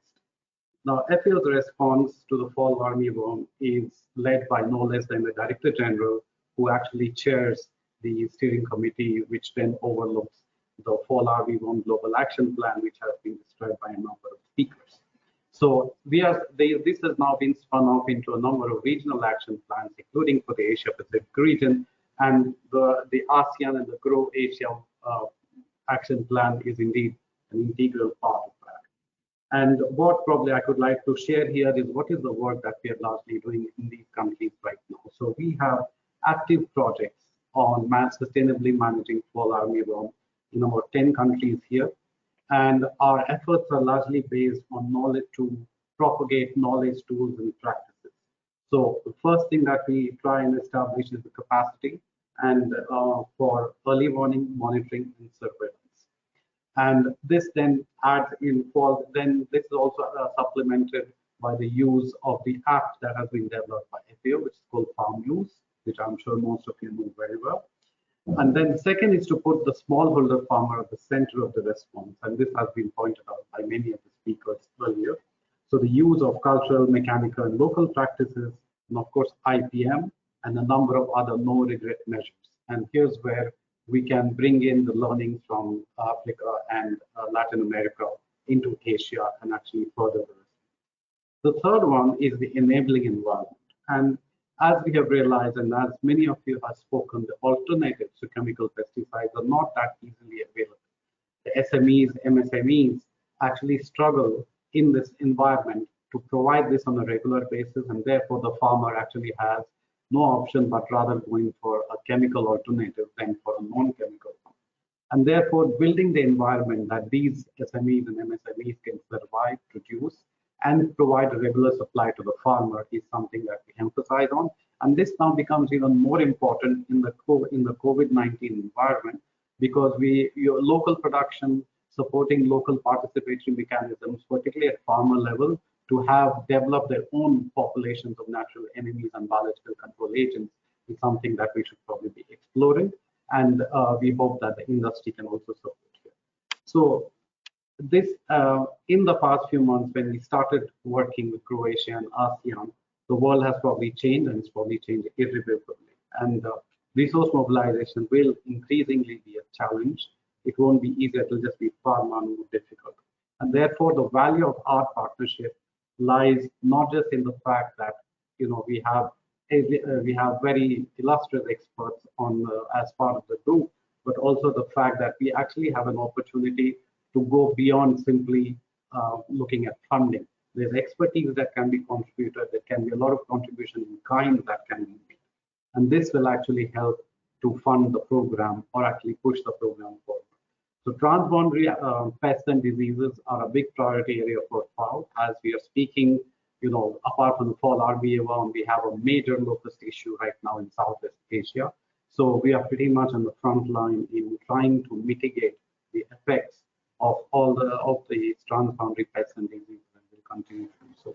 But in this, we really look forward to working with all of you. And I'll just conclude here by once again thanking ASEAN, Grow Asia, and all of you who are on this call today for having participated and for helping us to push this plan forward. Thank you, and over to you. Thank you so much, Sarita, and thank you, FAO, for making that final comment. It's extremely important to have you on board and as a partner of the work, and the expertise and the experience that FAO bring are incredibly valuable and something that we very much appreciate. So thank you for your leadership over the last months in developing this action plan. I'd now like to introduce Graham Dixie just to say a few last words for everyone. Graham? Yeah. Yes, thank you, Alison, and thank you, everyone. I'll just sort of reflect on some of my takeaways from this. I mean, one of the most important ones was, the chance of working together, and I think Dr. Bertram put it brilliantly when he talked about the aggregate knowledge that comes together, and if we can avoid duplications, not reinvent the wheel, we will not only be more effective, but we build on the knowledge what's already there. There was a strong emphasis on IPM, but particularly an emphasis on the biological side and keeping the balance right between biology and chemical. Absolutely support that, and being able to find out of the different approaches, what's their risk level, what's their impact on natural pests, the economics and the effectiveness.